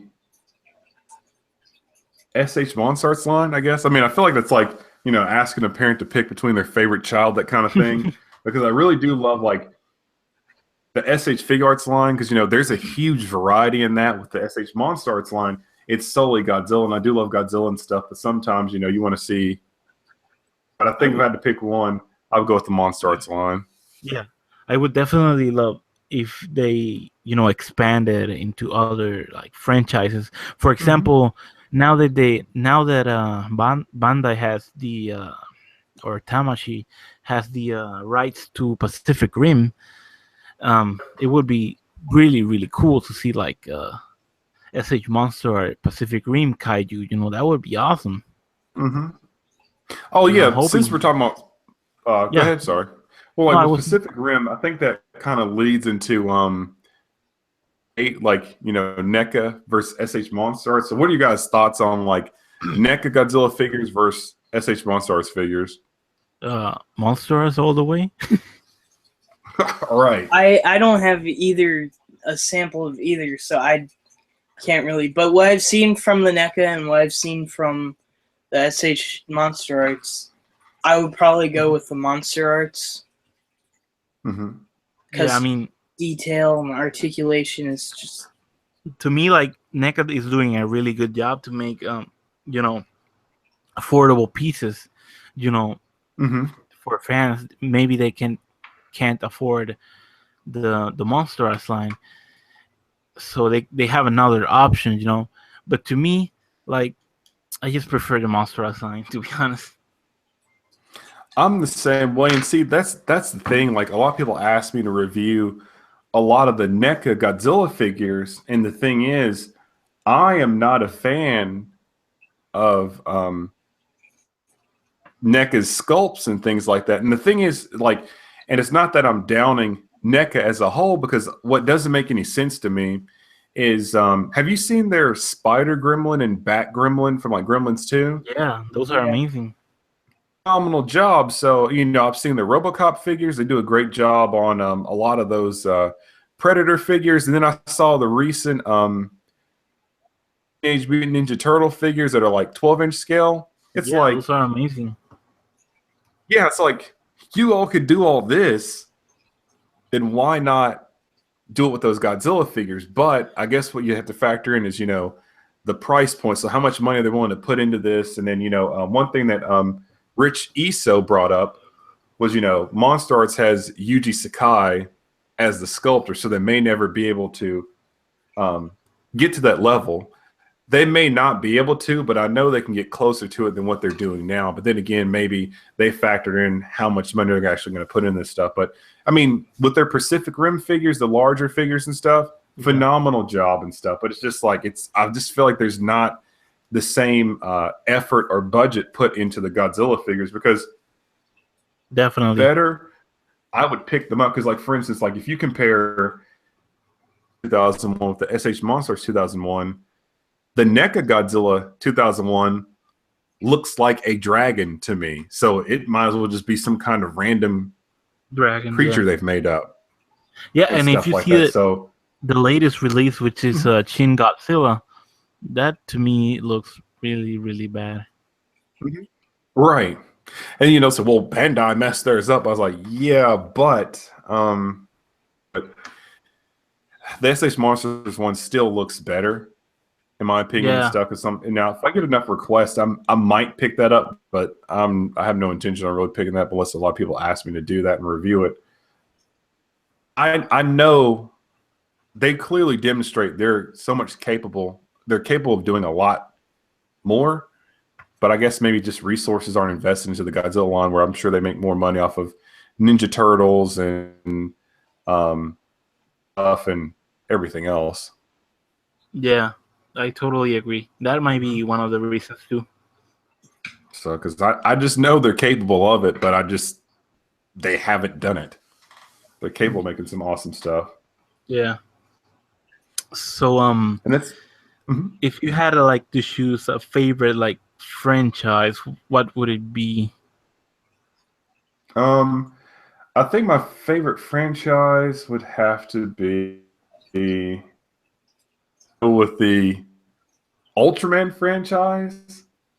Now I do love my Godzilla stuff, but if Ultraman, the Godzilla franchise series of movies, or Ultraman's a series of shows and like a variety of topics and monsters and that kind of thing. So it's always interesting to see what they'll get into next and stuff. And those episodes can get pretty insane, and that's what makes Ultraman so awesome. Because if you keep watching Ultraman, you get into like Ultra 7, Jack. Yeah, I'm really excited to Ace, see all that. Yeah, you'll see some pretty like crazy stuff there. And then of course, once you get into the more modern Ultraman, the stories get pretty interesting. Ultraman Mebius is on Crunchyroll, and that was a very, very, very good series, as well as Ultraman Nexus, and that was a very pretty dark show as well. So Cool. it kind of goes up and down, but again, once you get to Ultraman Ginga, that's when you're gonna realize they were really trying to push merchandise. So I really like a specific Ultraman figure. I'm sorry, I don't remember the name, but I know you reviewed the figure, and it was like a combination of two Ultramans, red and blue, and it had like two swords on the hands. Ultraman Mebius Phoenix Brave. Yeah, I think that one. that's what it's called. Phoenix Brave. Yeah. Yeah, That one was because great. they fused together at the end, and That looks awesome. yeah, and that's one thing now with the fusion stuff. I guess the Ultra series is falling in line with like some of like Kamen Rider stuff, because I know Ultraman Orb. Yeah, this is the latest one. Orb, has a whole bunch of different combinations now and stuff like that. And even Ultraman X did that. So it's interesting, but I don't see a huge toy gimmick with Orb, but like with Ultraman X, it was like a changer, and they were also selling cards and stuff. So once you start seeing the push for toys, it gets a little bit like taxing to see, or kind of sets you back. Like, I'm watching something that's really not made for adults, but you still sit there and enjoy it, And actually, Ultraman Orb looks actually really, really cool too. Yeah, definitely. I haven't had a chance to get into it just yet. I've only seen like bits and pieces and stuff, but I need to sit down and like really watch it. Yeah, I need to like get caught up of decades of Ultraman. Yeah. It's a lot of stuff and everything, but it's all cool, and it is all fun. Yeah, definitely. I've been really, really enjoying the first show. It's really, really good. So do you have any other like hobbies besides reviewing your stuff or photography and stuff like that? When I get a chance, I love to play video games, because right now I'm playing Persona 5, and nice. I'm playing Persona 5, dabbling in Street Fighter 5. I'm really excited for the Not a Hero DLC for Resident Evil 7. Yeah, I mean, I like to play video games and all that kind of stuff as well. It's just having the time, because that's one thing too. Like, some of my reviews kind of got slowed up because I was playing like Resident Evil 7, and I was like playing Neo, and then also a little bit further back, I'm extremely late to the party. I jumped on like the Dark Souls bandwagon, so I finished Dark Souls. I'm still stuck on Dark Souls 2, haven't even come anywhere near finishing that. So I play video games too, and then I'm an avid moviegoer. I'm at the movie theater almost every weekend, but it just depends Movies on what's are out and awesome. stuff. I mean, I really like going to the theater because that's one thing too. Like a lot of people go, "Oh, I just wait for it to come out like on home release." It's like It's not the same experience. that's exactly right. That's exactly right. Like, I don't know if you're too into Star Wars, but all of the Star Wars movies I've seen in the theater, it's just so much different than like watching it on your phone or on your TV. Right. Yeah, and like I don't know if that's just like me being sentimental towards Star Wars, but like it's it's a real thing because like I really love going to the movie theater because like you have like that quality of sound and that huge screen, and you can just like really go in depth and like really get into the movie. Because like you're in your house, like right, you might get interrupted by someone, or it's not the same thing, you know. Like yesterday, I was seeing Guardians of the Galaxy 2, and I'm a really big fan of the Guardians of the Galaxy, and oh man, that movie was so awesome. I just it's just fun with the movies. The only thing I hate though, like, don't you guys hate like you go to the movie theater and the movie's going, all of a sudden you look to your left and there's like this huge blinding light, somebody's texting the movie? Because I find like that's a like huge pet peeve of mine. It's like, you've paid to be here.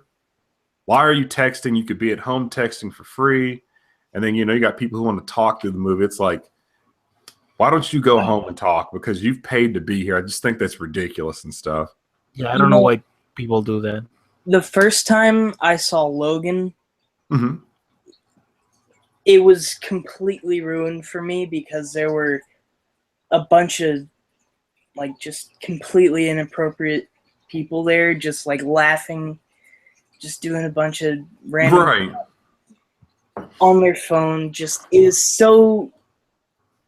so disrupting, and it was like the very last scene of Logan, which is like a really like heartfelt moment, and they're just over there just laughing on their phone. It's just it ruins the whole movie. Yeah. I mean, that's like that's one thing I like in my area. They have, it's kind of like a double-edged sword. Like they have like these more like theaters that are geared towards an older crowd. So like, they serve like alcohol and all this kind of stuff in there. So like, for a fact that like people under a certain age limit aren't going to be in that theater. But on the downside, like there might be drunk people. Well, yeah, that plus like normally like it'll be like $40 for like two people to get in and stuff like that. So that's the only thing that kind of sucks about it and stuff. But then it's like, at least I know I'm going to have like a more secure experience versus paying, like what, $14 or $10 to get in. And then you've got, somebody young who decides they need to listen to music in the middle of a movie, which is freaking stupid and stuff. Yeah. I totally agree. That's the crux of life. You have to share the world with everyone else. Yeah.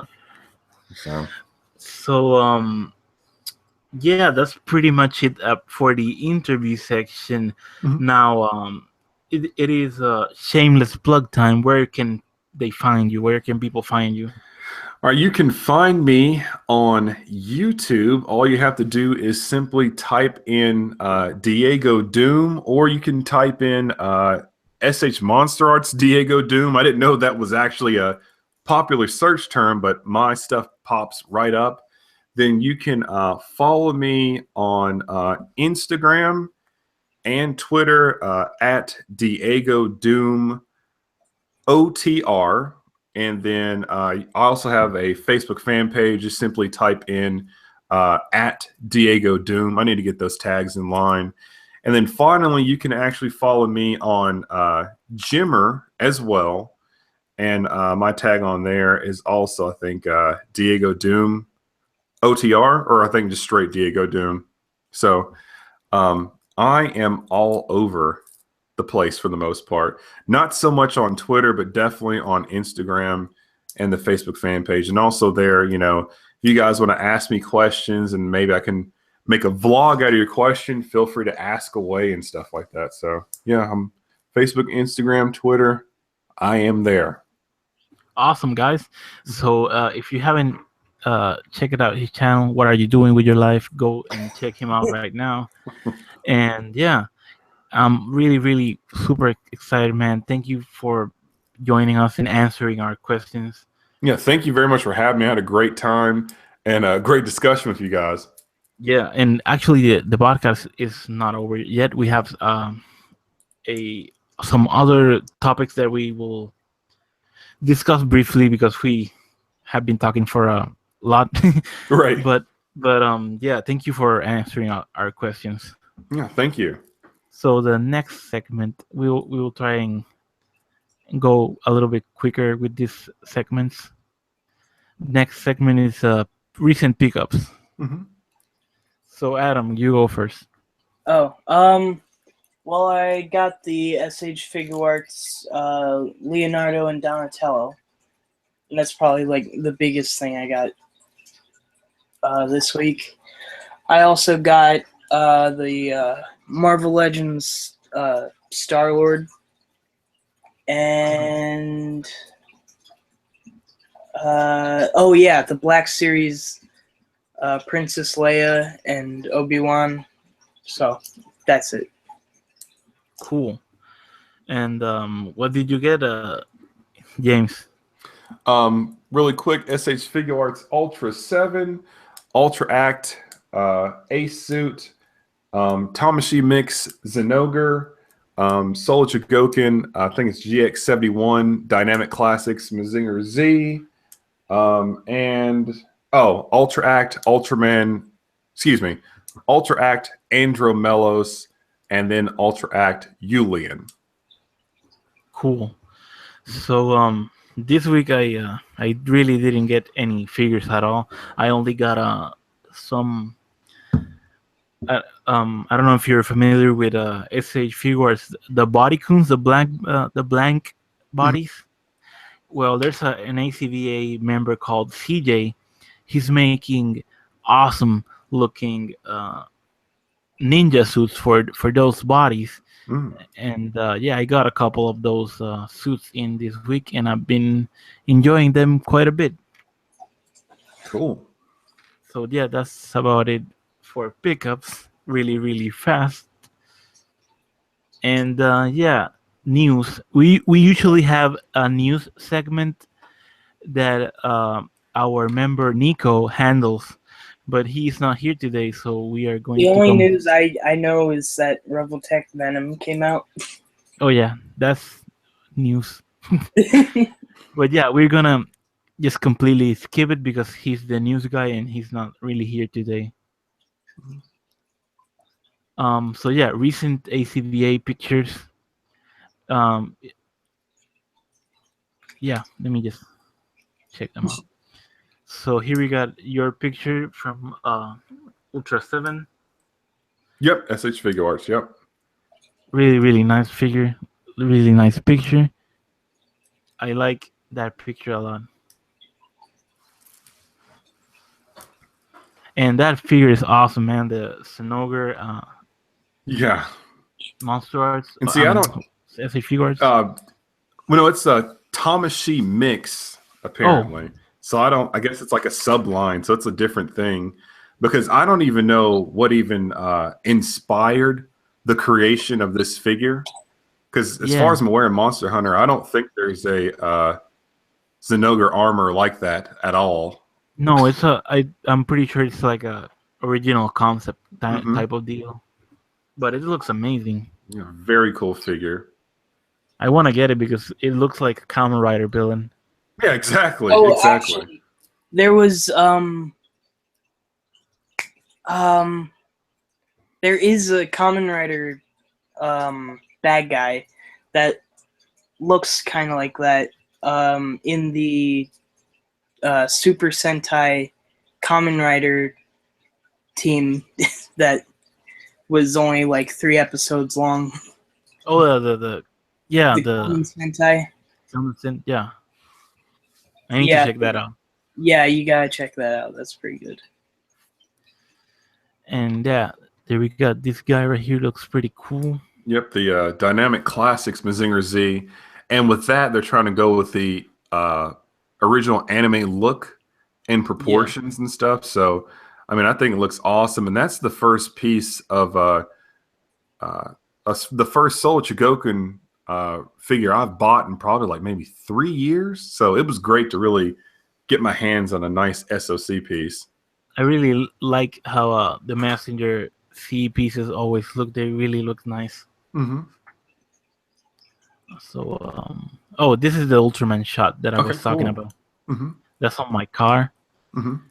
And yeah, it really worked out because the sun was hitting the effects directly, so it looks like they are, lit. Anyways, let me just go. Another picture. Oh, and yeah, these are the ninja suits that I was talking about. Cool. They are really nice. I really love those. Awesome. Did you see the little commercial for the power body they're releasing? I think that's what they called it. Yeah, the new ones. Mm-hmm. So I guess that's what they use for those Kinnikuman figures and stuff that power the bulk of your body. Oh, yeah. Those look really nice. Mm-hmm. I need to get some of those. And here is Nico. He's not here today, but he's a great artist, to be honest. I really love his work. Awesome. That's the new Revoltech Venom fighting the Revoltech Spider-Man. And again, more Revoltech Venom. Mm-hmm. That figure looks amazing. I can't wait to get a hold of it. So beautiful. And there we got a Guardians of the Galaxy shot. Cool. Really nice. And then we got Adam. Hey, it's me. Kakidochi arms. I don't know how to pronounce that. Kachidoki arms. That's my favorite form of Gaim because it's just so beautiful. Awesome. Let me see. Kamen Rider Brave. He's from the current series Kamen Rider X8. Mm-hmm. I love X8. I just saw a clip where he was like on like a BMX bike and started doing all that stuff. That's the only thing I've seen of it. Check out Iki Sports. That bike is actually a Kamen Rider. Oh wow. Yeah, but he transforms in the bike, but he also has more forms where he's actually a person. Wait, but do you see a motorcycle or a BMX? Like a BMX bike, like a Huffy type bike and stuff. Yeah, that's Venom. That's the bad guy. Oh, okay. Yeah.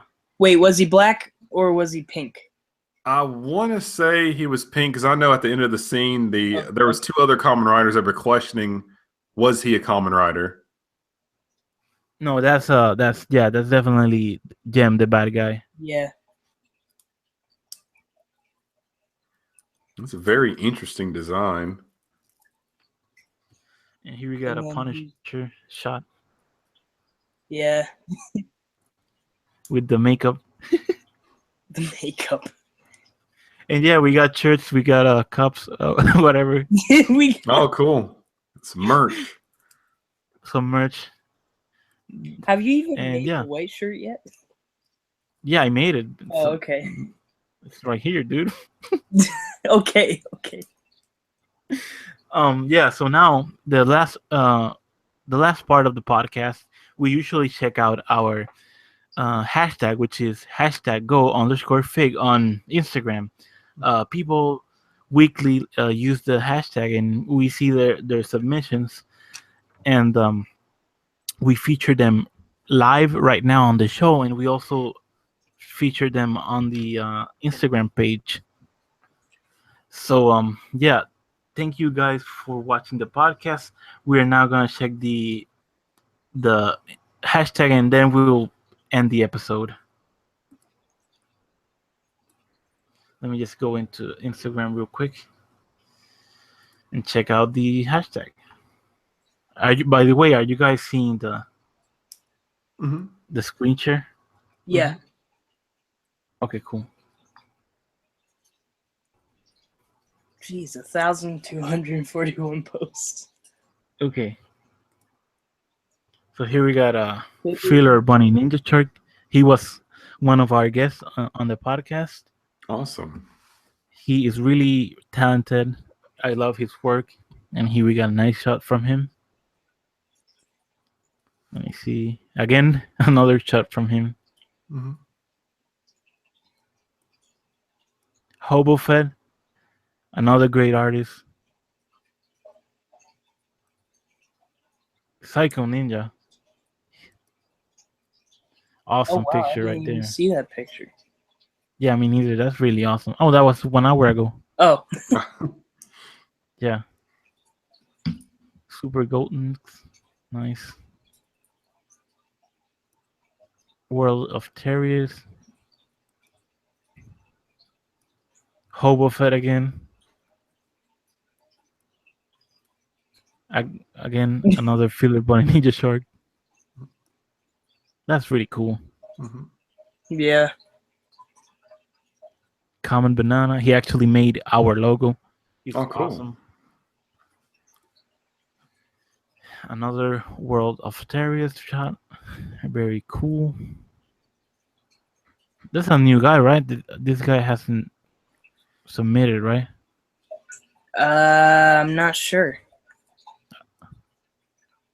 YC photographs with an X8 picture.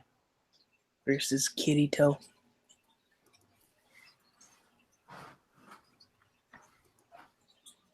Filler Bunny Ninja Shark again. Psycho Ninja again. That Man, I shot is wish the same people would amazing. stop using our hashtag. Jeez. That shot is really, really awesome from Hobo Fett. yeah. See, I think that this guy's a new guy. Cool. Oh, this is really nice.